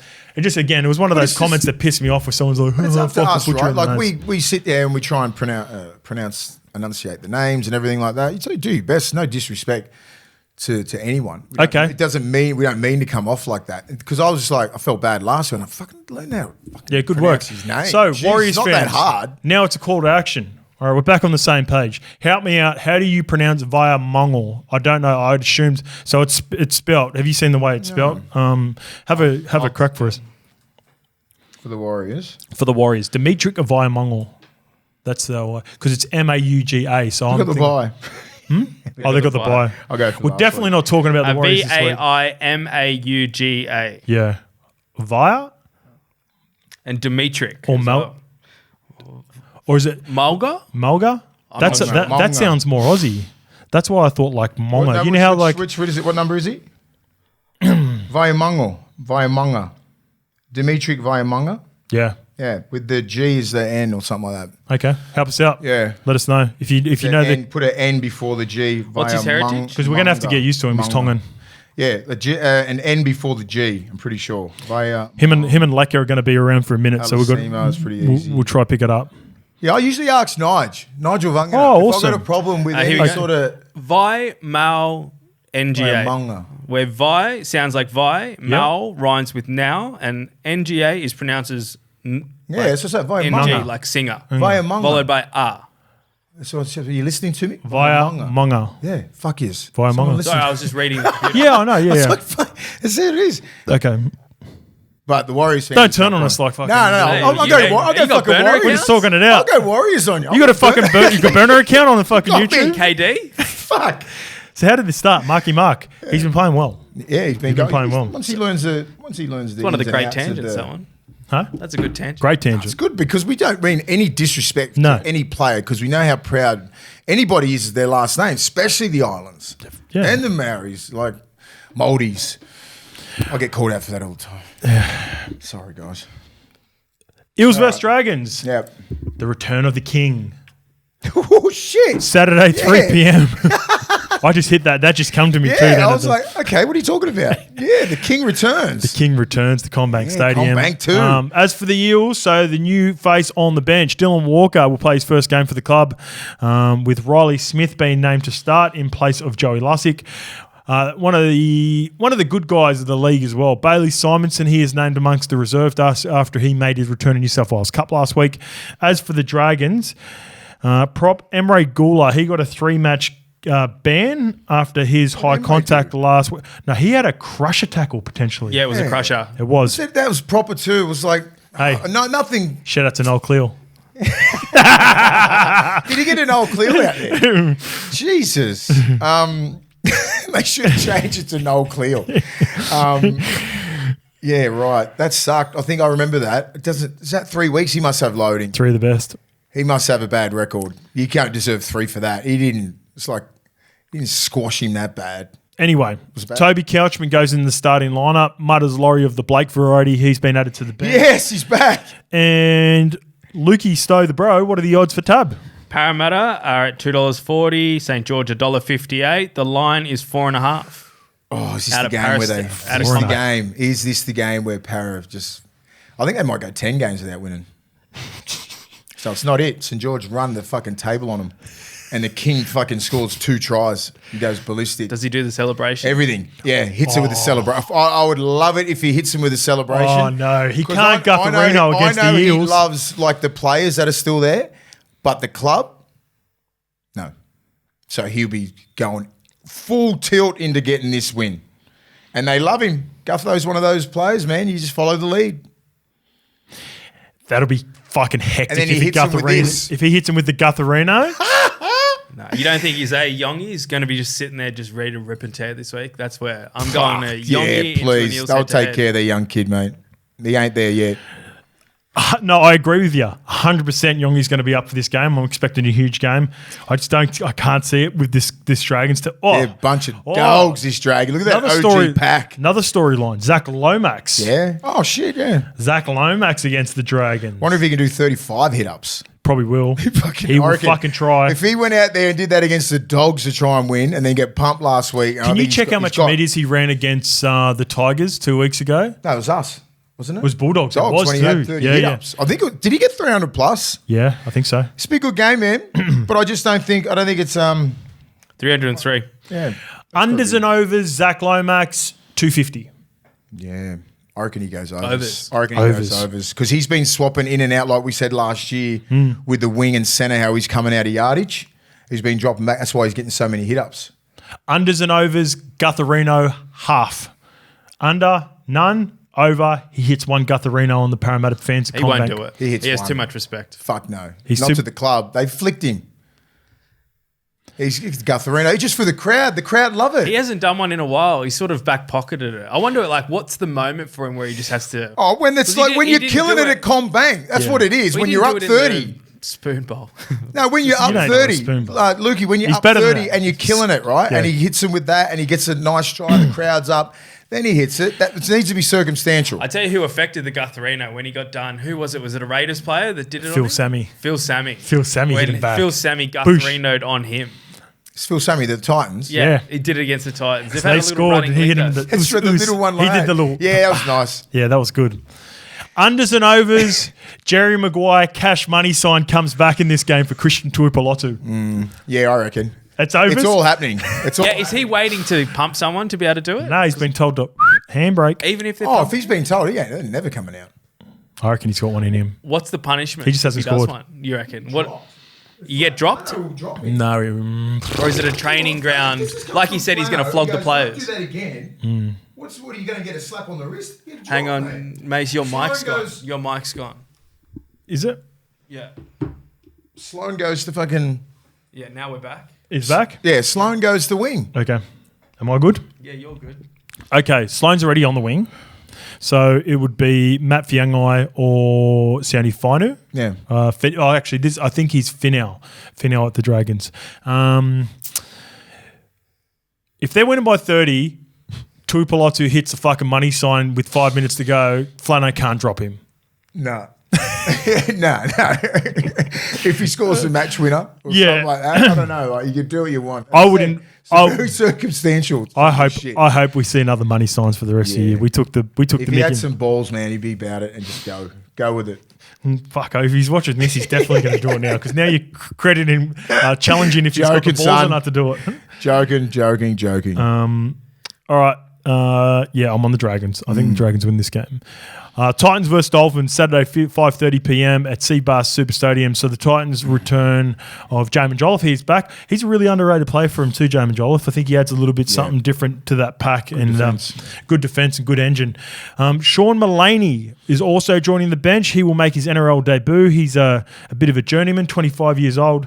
Chris Randall starts at hooker in the absence of Sam Verrills, while Isaac Fasul-Malaawi is also sidelined. So watch out for prop Josiah Pahulu. He is listed amongst the reserves. He's returning from concussion. The Dolphins, just the one change. Max Plath moves from the second row back into lock, where I think he's been playing anywhere because Tom Gilbert's mainly been playing edge. So Connolly Lemuelu, he returns and goes into the back row. Lukey Stowe, what's the odds for this game? We have $1.80. Gold Coast Titans and the Dolphins. $1.52 to the Gold Coast, $2.55 to the Dolphins. Line is 5.5. When do you, if you're para, I mean, as like punters like we are, how many games you got to lose in a row before you're like, you're not going to make the 8? Ooh. When it's like not, I mean, it's never mathematically impossible if you're like Just under mentally. 10, you know, like, but when do you just sort of go, Fuck, I don't think you can go 0-5. Yeah, I think this is the main game. Yeah. I think Parramatta, that's what I'm thinking. Parramatta, I wouldn't be surprised if Parra get that win. I wouldn't be surprised if the Dolphins get this win. Just desperation. Yeah, but only because they're playing against teams that you can get. Yeah, that's They're true. gettable teams, but I'm still not. Like I when reckon you, they'll go like 7. I've been in this position before, Mace. You probably haven't been as much where you've been in a bad team. And when you're down the bottom and you're struggling for confidence, there you look at a few games and go, we're a chance. Winnable. Like, you know, there was a couple of times where we took on, you know, in 2011, Manly and Melbourne. And it's just like, fuck, we can play peak. We can play 100% and still lose this game, you know? Yeah. And I think just stay in today's competition, right? You're like, fucking it's fair game. Fair game, you man. know, you're not going in against anyone going, we're going to get wiped here. It's like, if we play to our potential, we can beat anyone. Everyone has that mindset. So I would not be surprised if both those teams were sitting here next Monday and it's like, fuck, St George got beat. Para won the first one because of the desperation levels. And they know if you can, everyone's got that extra 10% in them.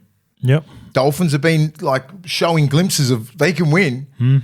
Titans know they can lose a game. Yep. Like they've been on a bit of a run, Titans, but Titans are fucking very well known just to go, game over. I'm going to go, this is my Saturday same game multi, despite all that, Mace. I'm going to stay with the Titans. I like the Gold Coast in this game. I think the Dolphins are one bad performance away from just really completely losing confidence. Yeah. And I just think the Titans have got a little bit more backbone about them this year. The way they scrambled Deed last week, I was really impressed. So I'm going to go AJ Brimson to score a try. I think Jaden Campbell's doing the majority of the kicking. He's just competing his ass off. He got 2 last week. I think he can get us another one this week.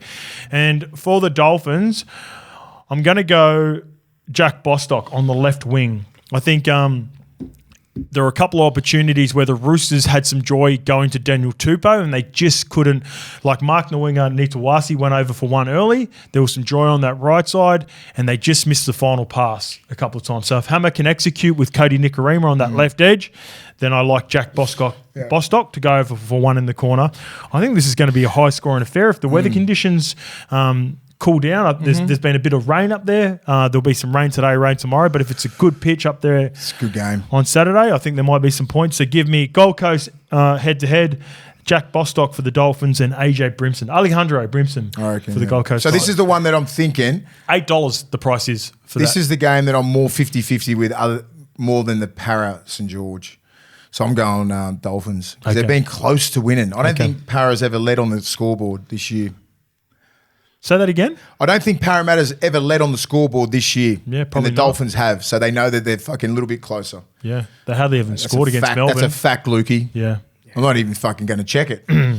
Gold Coast 26 Don't check scattered it. showers. Did they not get to a point where they might have been drawing against the... There's 0-all. No, that's when they were drawing. Conversion against Tigers, and it was 6-4. Yeah. And Big Saluka It was 0-all. That's it. That's and Big Saluka Fafita went through the middle, and then they returned and got a try. 6-4. Yeah. Shit goal kicking. I think you knew. I'm joking. Come on, Para. Love you, Para. Heaps. Love you, heaps. Okay, Titans for me. This is going to be a good game, or would have been a good game. What? No Jerome Luai. So the Broncos versus... suspended. Suspension, yeah, because he jumped into Edward Costa's Mitigating face. circumstances should have got him off. With zero mitigating circumstances.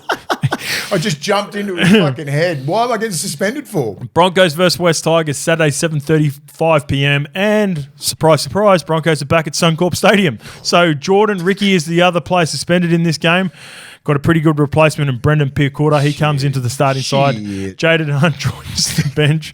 As for the West Tigers, Latu Fainu takes over at halfback for Jerome Luai. He was handed the one game. I don't think Adam Dewey will play. Now, he is named despite not completing warm-up and a late scratch in the game on Sunday. I don't think there's enough time to recover from that. So they've got Jack Bird on the bench, Luke Laulili Laualili is the new winger on the in place of Solomona Fatape, but I think Solomona Fatape plays centres. I can't see a world in which Dewey plays in this game. No way. Not if it was Sunday, 6-day turnaround, you hurt your groin in warm-up. There's no way you play the following week, surely. Actually, we'll see if there's a bit of an update on that. There might have been. It's not that big a deal anyway, really. What are the odds? Give us the odds, Lukey. Brisbane at $1.17. Yep. Tigers at $5 with tab. The line is minus 17. Surely they blew out because of Luai, right? For sure. Yeah, because I was seeing they should be like maybe high 2s, 3s maybe. Yeah, 3's about right. Yeah. I reckon $1.30, $1.40 if Luai's in there. It's for the Broncos, $3 for the I think Tigers. the Bronx just go, you think you're fucking that team? Bang. Put you straight into your place, especially without Luai. I think they'll take this game personally, I reckon, because, you know, when you're that one of the top 4 teams, you play the teams that are sort of coming up, you really want to put them in their place. Yeah. Or try to. And then vice versa, the Tigers are like, no, we're coming. So that's the different mindsets going into this game where, you know, even last week you saw, I finished that game and went, how didn't the Tigers win that game? But they managed to lose the game. Yeah, that's true. You know what I mean? They managed to lose that game. That's what I'm thinking. I'm like, how the fuck can you lose that game? You're in that position to win. Anyway, that's an accumulation of all those wooden spoons. Exactly. So Brisbane aren't used to losing games. So you're going up there on a Sunday, is it? And is this Sunday or is it end of Super Saturday? This is the first time Madge is coaching against the West Tigers. Yeah, little things like this. Madge won't be mentioning this all week, but he'll want it. You know. He'll have a little smirk. He'll want it. He'll make sure they're prepared and want to go. This is the only blemish on his coaching career, West Tigers. So this is the last game of Super Saturday. Think about that. Yeah. The only blemish that anyone can bring up about his coaching career is his awful stint at what Tiger happened Town. at the Tigers. Really, Coaching a bunch of kids, that's why. Yeah. Right. Yeah, this could be a very hard game for the Tigers. The Lippmann's test and the Bronx fly through it. Yeah, I think it would be a competitive first half, and I think the Broncos, if they don't get caught up in a bit of Tigers niggle, that could really throw the Broncos. Runs that. He controls the niggle. Yeah. Yeah, I just think with him out there, his little mate on the right wing, he doesn't mind a bit of niggle. Taruva loves getting in the Taruva loves it, but it's all sparked by Luai. Yeah. They love him as well. He's highly respected, and when he goes in, they all go in. See when Fish ran him last week? That was good. Yeah, that was cool. And they're just both trying to. It's like two kids going at it, just like that was good. Luai didn't fucking stand back at all. But he was respectful. 100% would be. Yeah, because both those guys have been in war together. You just don't want to fuck with Fish anyway. But I reckon if that was anyone else, Luai's the jersey in the head. Fuck off but he's just like, all right, I'll tackle the big man and I'll step back. He hunted him too. Yeah, I love that. Fish has seen that the other way before. So he's like, don't pull that shit on us. That was just respect. Mad respect for not giving respect. All right, the Seagulls versus Storm, Sunday 4 p.m. at 4 Pines Park. No turbo. So Leo Opawati goes to fullback. Clayton Fa'alolo comes in on the wing. Nathan Brown starts at prop in place of Josh Alloway. Toa Foa Sipley joins the bench. As for the Storm, watch out for Jerome Hughes. He is listed amongst the reserves, only a couple of weeks removed from breaking his hand. So I think maybe one more week. The big fella prop, Lazarus Vailepu, has been added to the bench in place of Marion Seve. Is the only change that lost to the Dragons. What's the odds for this one, Lukey? Manly are at $2.55 with tab. Melbourne are $1.52 with tab. And the line is 5.5. Battle at Brookie always comes back, doesn't it? I remember when in my last year at Manly, it was still evident then in 2015. Money reckons it's gone.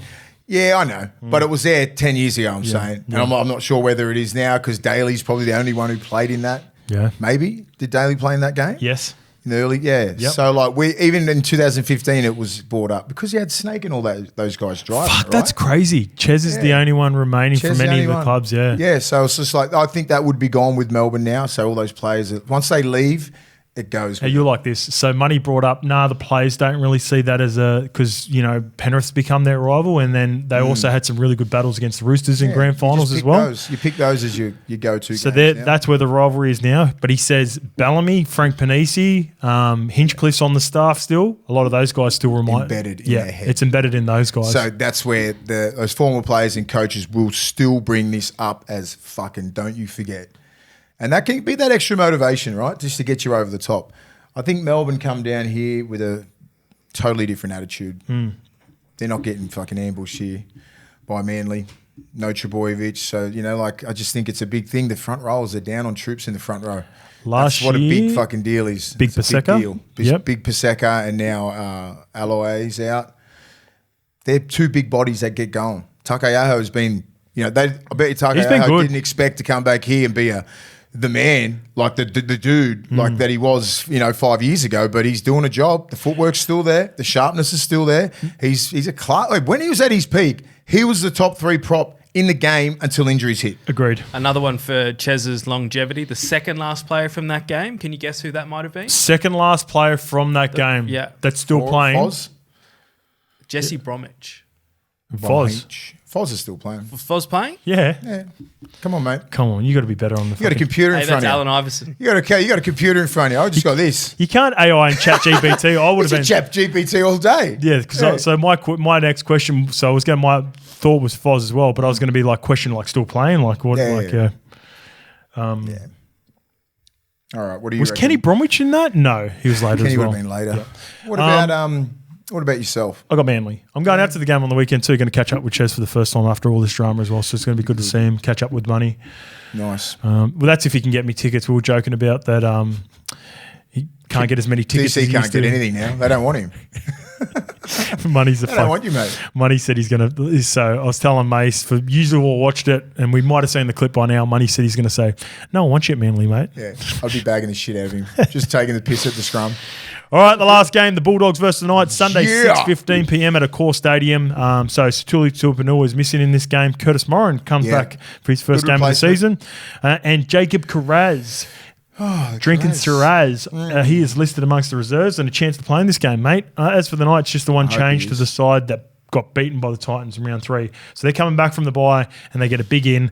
Leo Thompson, he returns against the team he's going to be playing next year. So I think that is something of note. What are the odds for that one, Lukey? The last game of the round, Tab have this game at $1.50 Bulldogs, $2.60 Newcastle. The line is 6.5. Be a good game. Be a very good game. Still kick ours out, Birdo's out. I think that they'll be back after the bye. I think both of them. Maybe is Birdo or anyone named on the list? Yeah. So- because there's rumours that like Birdo might play this weekend, which I doubt, right? Because Ciro doesn't play those games. Neither of them are named. Why would you? You know what I mean? We're in a good position where that extra week or an extra 2 weeks, you get the bye next week. So fully front load into this game. See what happens. There's a little rivalry in W. this game. Yeah, So the 2 years 66 ago, fucking nil. That's what it is. 2 years ago, the Knights embarrassed them a couple of times in 2023. Bulldogs got their revenge last year after a really big season for the Bulldogs. And this is my upset of the week. I like the Knights in this game. I think Leo scary. Thompson's a big in. I'm still concerned, no Dylan Lucas. But Where do you see him winning this game? I think this is going to be Gonna a be low clinic scoring. from your boy at the back. Yeah, it's going to be of course, KP's the That's key. it. And I think, we use that as like, just kick it to him all day. I think this is going to be a low-scoring defensive battle through the middle, and this is going to be as high quality as the Bulldogs versus Cronulla. But I like the price for the Knights. What I think you do, like, just say if you got Ponga, you had Kennedy last week, Yep. kick it to him all day and just 11 down there. 11 or 12, 10 minimum on your chase. It gets a little bit much. You can see by the end of the Cronulla game, Kennedy's like, the fuck is this? Non-stop? So these boys, it's predicated on all that. The kicking game, the sure. kick chase. And I'm like, Yeah. you just give it a Ponga like 20 times, 30 times. It's like that 25th hit up. It's going to be hard. Take a lot out of his legs, even though he's a supreme athlete. I'm like, where else do you trouble us? Like with Sharp, he's going to get a lot of pressure from underneath the ball when it's going to him. The 7's going to get a lot of pressure. Cogger, kick pressure. Yeah, a fucking heap coming from everywhere. That's what we predicate our game on. It's just a lot Pull of that back over, mate. So a lot of pressure from the inside. Now middle's working super hard. Yep. And I think we just fucking out physical them. Okay. Right? And I think if we can do that to Cronulla, who I look at one of the most dominant forward packs in the game, if we can do that to those guys and Fanul Blake's going to get his own, right? He's going to get his meters, but he can limit that to no tries or line break assists or anything like that. You're going all right. And you lose Tupanua, You bring Kurt Moran in, who will just plug and replace. Yeah. Yeah, that's the system. That's all. That's the system. That's what I'm thinking. Ciro is thinking this is going to happen. But who knows what Newcastle turns up. I think Newcastle are better than a lot of people giving him credit for. I think there's a team in there. I think they're a top 8 team, and they've got one of the best players in the competition. So I think his class is going to get him over the line. Am I going to go them head-to-head in my bet? No, I'm not. I'll take the 6.5, though. 6.5 points to try in it. I don't think the Bulldogs are going to blow them out. No. Pardon me. Nope. You mentioned KP. I think they're going to target KP. So the guy who could have some joy off the back of it, Fletcher Sharp. So much effort put into KP that there's another guy that has to step up. Fletcher Sharp anytime. And I like targeting. He's got a lot better over the last couple of years. But Greg Marzoo, Bradman best edge. I think they've got some issues there. And I think Stephen Crichton is one of the best assisting centres in the competition. So give me Blake Wilson scoring any time on the right edge for the Bulldogs. To go back to KP and like trying to solve his his attacking prowess, that'll get Fletch a lot more space. If they can run the proper shape on our edges, you can cause some trouble. I'm not telling you what shape it is, but just, They know exactly. They know exactly what shape to run, especially because you got those block plays, and when Ponga fans out, you know what I mean. I've seen it a little bit. 2% left. How good's that? Perfect shot. Sweet. Perfect shot. What was the price on that one? The price on that one is $14. If they can execute, as I said, I got $10 on all of those too. If they can execute those little plays with Sharp and Ponga, but as I said, when you're getting pressured from the inside, guys sprinting at your fucking ribs. Everyone's been trying to execute against them. They can't. Not this year. So let's see if KP... and he's a silky player. He's the best. This will be a good test. If you're a top-tier player in the competition like the way I view Kalen, these are games, and this will be a big game, not only for both these two teams, they're clearly top 8 teams, top 4 aspirations. If you're a legit top 4 team, like the Bulldogs proved last week, by beating the Sharks, I think they need a win against the Newcastle Knights. All right, enjoy the weekend. Anything else, Lukey? That's a much better way to finish the show as opposed to Monday. We got a few comments on that. Yeah, I was pissed off with that as well. I was pissed off at all the comments over the weekend. Oh, yeah? Oh. Yeah. Like the show if you're still here. Sorry. Like, subscribe, follow us on Apple. I just fired. All right, we're done. See you later. No, normally I'm good, but, just Tuesday I just had enough. Relax on it, Warriors fans. Come on. And I'm not talking any Warriors this weekend. Chances are you're about to lose. For free and confidential support, call the number on the screen or visit the website.